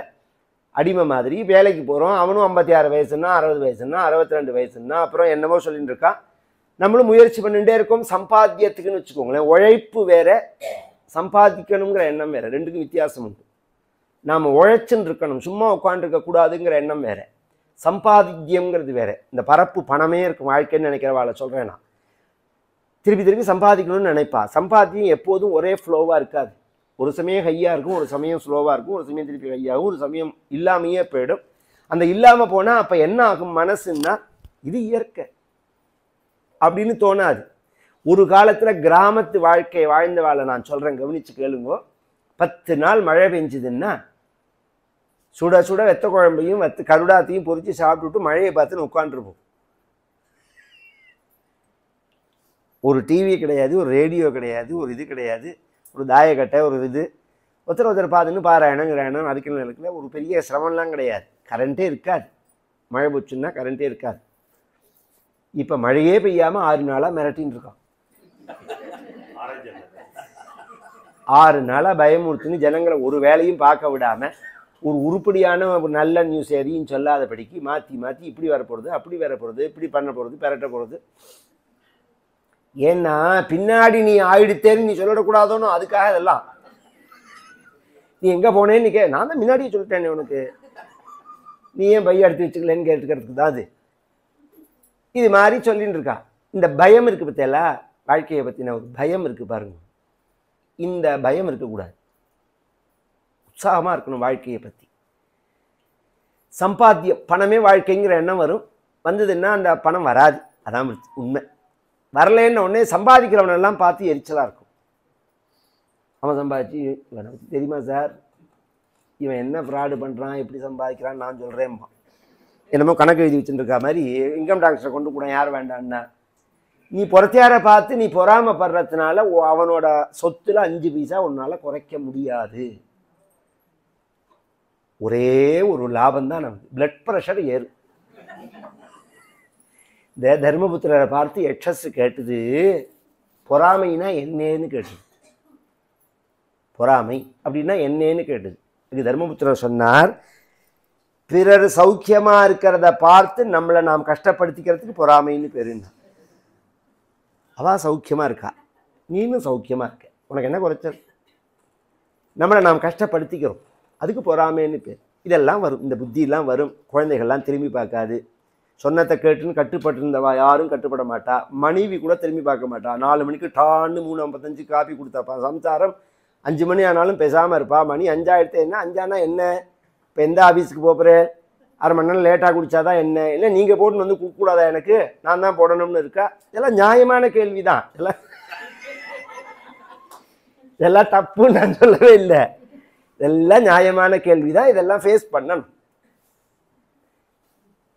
இதே விவகாரம் தான் நடக்கும். பொழுது முடிஞ்சா எதுக்க மோனையா ஆரம்பித்த உடனே இந்த கோர்ட்டாவது 10 மணிக்கு தான் ஆரம்பிக்கும். இந்த காலங்காலத்தில் 5-6 மணிக்கே கோர்ட் ஆரம்பம். இப்படி தான் இருக்கும் வாழ்க்கை. ஒரு பூஜையை பண்ணோம், ஜபம் பண்ணோம், பாராயணம் பண்ணோம், அனுஷ்டானம் பண்ணோம், ஏதோ ரசமோ அன்னமோ ஏதோ ஒரு கஞ்சியோ குடிச்சிட்டு பேசாமல் இருந்தோம்னு அப்படி தோன்றதா? எப்போ பாரு நோண்டிகிட்டே இருந்தால் கோபம் வருமா வராதா சொல்லுவோம். உங்கள் வேலையை நீங்கள் பார்க்கக்கூடாதா, நான் எத்தியோ விட்டுட்டு போகிறேன்னு தானே சொல்லுவா. எரிச்சல் தானே வரும். எனக்கு ஒன்றும் வேலை இல்லையா தானே இந்த பிரச்சனை. எனக்கு ஒன்றும் ஒரு ஏதாவது ஒரு அபியாசம் வச்சிருந்தா புரியும் நான் சொல்கிறது. ஒரு ஜபம் பண்ண மாமி எப்படி ஏற்படுத்தி கொடுத்துட்டு போயிருக்கா. ஜம்னு ஒரு பாராயணம், ஜபம், அனுஷ்டானம், இப்படி தானே நம்ம பெரியவாள்லாம் இருந்தா. அதுதான் பழகிக்கணும். கஷ்டப்படணும்னு சொல்லிட்டு பகவான் சொல்லி இந்த கதானுகதி சொல்கிறார். ஜீவனுடைய கதானுகதி சொல்லி கடைசியில் முடிச்சு பக்தி யோகம்தான் சுலபமானது, என் சரணத்தை பிடிச்சிருந்தா கரையேறலாம்ங்கிறதே அப்போ தேவகூதி சொல்கிறார். தேவகூதியோட சரீரம் ஒரு நதியாக போச்சு. ஏன்னா அங்கே பகவான் எப்படி சொல்லிட்டு வந்தான்னா, இந்த பக்தியை நீ வளர்த்துட்டேன்னா, அன்பை வளர்த்துட்டேன்னா இந்த அன்பு எப்படி விரிவடையும் அப்படின்னா, யாரை பார்த்தாலும் அன்பாக இருக்கணும்னு தோணும். ஃபஸ்ட்டு பக்தி வந்தா இவர்கள் வேண்டாதவர்கள் வேண்டியவர்கள் அப்படியே என்ன வராது. யாராவது ஒருத்தர் கஷ்டப்பட்டால் அப்படியே நம்ம மனசு உருகும். ஐயோ அவளுக்கு ஒரு உதவி பண்ணணும் அப்படின்னு தோணும். இதெல்லாம் ஆரம்ப நிலை. அதுக்கப்புறம் என்ன ஆகும்னா, யாரை பார்த்தாலும் பகவானா தோணும். ஒரு நாய் நெறியை பார்த்தாலும் பகவானா தோணும். இந்த ஒரு நிலை அடையணும். இது ரொம்ப கஷ்டம்னு தோணினதுன்னா, அசையாத பொருள்களை காட்டிலும் அசைய பொருள்களை பகவானா பாருன்னா, அதுவும் கஷ்டமாக தோணினதுன்னா, 4 கால் பிராணியை பாருன்னால் அதுவும் கஷ்டமாக இருந்ததுன்னா, 2 கால் பிராணியை பாருன்னால் அதுவும் கஷ்டமாக இருந்ததுன்னா, அதுலேயும் வேதம் படித்தவர்களை பகவானா பாருன்னா அதுவும் கஷ்டமாக இருந்ததுன்னா, வேதத்தை அர்த்தத்தோடு படித்தவர்கள் அவர்களை பகவானா பாருன்னா அதுவும் கஷ்டமா இருக்குன்னா தான் படிச்சதை பெரத்தியாருக்கு எடுத்து சொல்றார்கள். அர்த்தஜாத்து சம்சயச்சேத்தா ததஸ்ரேயான் ஸ்வகர்ம கிருத். இதெல்லாம் பாகவதத்தில் உள்ள விஷயம். எவன் பெரத்தியாருக்கு சந்தேகம் போக எடுத்து சொல்றானோ அவனை பகவானா பாருன்னா. அது மட்டும் இல்லை, எந்த தர்மங்களை பெரத்தியாருக்கு சொல்றானோ அந்த தர்மங்களை தன் வாழ்க்கையில எவன் கடைபிடிக்கிறானோ அவனை பகவானா பாரு. இதை விட உயர்வு என்ன அம்மா தெரியுமா அம்மா? எந்த தர்மங்கள்ல லோகக்ஷேமமான தர்மங்களை ஒருத்தன் கடைபிடிக்கிறானோ அந்த தர்மங்களுடைய பலனை எதிர்பார்க்காம எவன் கடைபிடிக்கிறானோ அவன் தான் பகவானுடைய வடிவம் அப்படின்னு உடனே தேவகூதி கேட்கிறாள். பலனை எதிர்பார்க்காம தர்மம் பண்ணணும்னா உங்க அப்பாவுக்கு நான் 1000 வருஷம் பணிவிட பண்ணணும். ஒரு நாள் 2 நாள் இல்லை, நான் எந்த பலனையுமே எதிர்பார்க்கலையே. அந்த தர்ம பலன்கள் எல்லாம் என்ன பண்றதுன்னா தஸ்மாத்து மையர்பிதா சேஷ கிரியார்த்தாத்மா நிரந்தரா. பகவான் அப்பதான் சொல்றா, அப்படி நீ உபதேசம் அந்த சிசுரூஷ நீ பண்ணினத்தினால தான் எந்த கர்மயோகம் பக்தி யோகம் ஞான யோகத்தினால என்ன அடையணும்னு சாஸ்திரங்கள்லாம் சொல்றதோ அதை நானே உனக்கு உட்காத்தி வச்சு உபதேசம் பண்றேன் சொல்லிட்டு அந்த கர்ம பலனெல்லாம் கொடுக்க வேண்டியது இந்த கைதாம்மா அப்படின்னு பகவான் காமிச்சு அவளுடைய கர்ம பலனை நாராயணாயேது சமர்ப்பயாமின்னு நாம ஜலத்தை பூமியில விடுறோம், பகவான் கையிலேயே வாங்கிக்கிறான். 2 பேர்கிட்ட பகவான் நேரடியா வாங்கினான். ஒன்று கர்ணன், இன்னொன்று தேவகூதி. தேவகூதியானவள் அவளுடைய சரீரம் ஒரு நதியா கிளம்பி போச்சு. இந்த சரித்திரத்தை முடிக்கும் போது நாராயண பட்டத்திரி சொல்றார், பரமகிம் பூத்யா பதாம்போஜ பக்திம் சகல பய வினேத்ரீம் சர்வ காமோபநேத்ரீம் வதசி கலு திருடந்த்வம் த்வத்விதூயாமயான்மே குருபவன புரேஷா தொய்யுபாதத்ஸ்வபக்திம். குருவாயிரப்பா, நீ பொய் சொல்ல மாட்ட, பகவான் பொய் சொல்ல மாட்ட, அதுவும் பெண்கள்கிட்ட பொய் சொல்ல மாட்ட, அதுவும் 10 மாதம் குடியிருந்த கோவிலான அம்மாட்ட பொய் சொல்ல மாட்ட. அம்மாட்ட நீ என்ன சொன்ன? என்னோட பக்தியானது சகல பயவினேத்ரீம் சர்வ காமோபநேத்ரீம், மரணாதி சகல பயங்களை போக்கி மோக்ஷாதி சகல ஸ்ரேயஸ கொடுக்கக்கூடியது அப்படின்னு சொன்ன அந்த வார்த்தையை வதசி கலு திருடந்த்வம், அந்த வார்த்தையை இருக்க பிடிச்சுன்னுட்டே உன் சரணத்துல பக்தி பண்றேன்னு சொல்லி நாராயண பட்டத்திரி நமஸ்காரம் பண்ணினாருங்கிற பிறந்தம் இன்றைய தினம். இன்னைக்கு நான் துருவச்சரித்திரம் சொல்லி முடிக்கணும்னு நினைச்சேன்னா கொஞ்சம் இதுவாக விடுது. நாளைய தினம் துருவச்சரித்திரம், அஜாமல சரித்திரம், நரசிம்மாவதாரம் பரிந்தம் நாளைய தினம். நாராயணேத்யாதி ஜபத்பிருச்சைஹி பக்தை சதா பூர்ண மகாலயாய ஸ்வதீர்த்த காங்கோபம வாரி மக்ன நிவர்த்திதா சேஷருஜே நமஸ்தே. நாராயண நாராயண நாராயண நாராயண நாராயண நாராயண நாராயண நாராயண நாராயண நாராயண நாராயண நாராயண நாராயண. கோபிகா ஜீவனஸ்மரணம். ஆஞ்சநேய மூர்த்திக்கு.